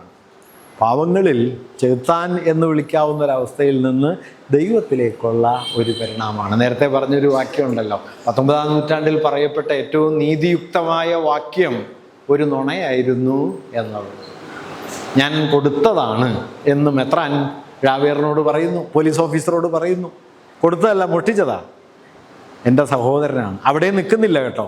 പിറ്റേന്ന് ഷാവേർ മെത്രാൻ്റെ വീട്ടിൽ നിന്ന് ജീൻ വാൽജീൻ ഇറങ്ങുന്ന സമയത്ത് ബാക്കിയുള്ള വെള്ളിപ്പാത്രങ്ങൾ കൂടി കൊടുത്തിട്ട് പറയും, നീ സത്യനിഷ്ഠനായി ജീവിക്കാമെന്ന് എനിക്ക് നൽകിയ വാഗ്ദാനം മറക്കരുത്. അങ്ങനെ ഒരു വാഗ്ദാനവും വാസ്തവത്തിൽ തലേന്ന് ഇയാൾ കൊടുത്തിട്ടില്ല. അങ്ങനെ ഒരു വാഗ്ദാനവും കൊടുത്തിട്ടില്ല. പക്ഷെ ഇതുകൂടി കൊടുത്തിട്ട് പറയുന്നു, രണ്ടാമതൊരു കളവ് കൂടിയാണ് പറയുന്നത്, ഇതുപയോഗിച്ച് നീ സത്യസന്ധമായി ജീവിക്കാമെന്ന് എനിക്ക് നൽകിയ വാഗ്ദാനം മറക്കരുത്. ഈ 2 കളവുകളാണ് 19-ാം നൂറ്റാണ്ടിൽ പറയപ്പെട്ട ഏറ്റവും സത്യമുള്ള വാക്യങ്ങൾ. അങ്ങനെ കലയുടെ അതുല്യമായ ഒരു ഭംഗിയാണ്. ഒരു കളവ് സത്യത്തെക്കാളൊക്കെ എത്രയോ ശോഭയുള്ളതായി തീരുന്നു. സത്യത്തെക്കാളൊക്കെ എത്രയോ സത്യനിഷ്ഠമായി ഒരു കളവ് മാറിത്തീരുന്നു എന്നത്. അത് ഈ ധാർമ്മികത കൊണ്ട് അദ്ദേഹം രൂപപ്പെടുത്തിയെടുത്ത ഒരു വലിയ ലോകത്തിൻ്റെ കേരളീയമായ ഒരു ആവിഷ്കാര സന്ദർഭം കൂടിയായിട്ട് നമുക്ക് കാണാൻ പറ്റും. ഒരു കാര്യം കൂടി പറഞ്ഞ് അവസാനിപ്പിക്കാം. യൂഗോ എഴുതുന്ന ഒരു വരി വായിക്കാൻ ഞാൻ. യൂഗോ പറയുന്നത്, പൂർണ്ണത എന്നൊന്നുമില്ല.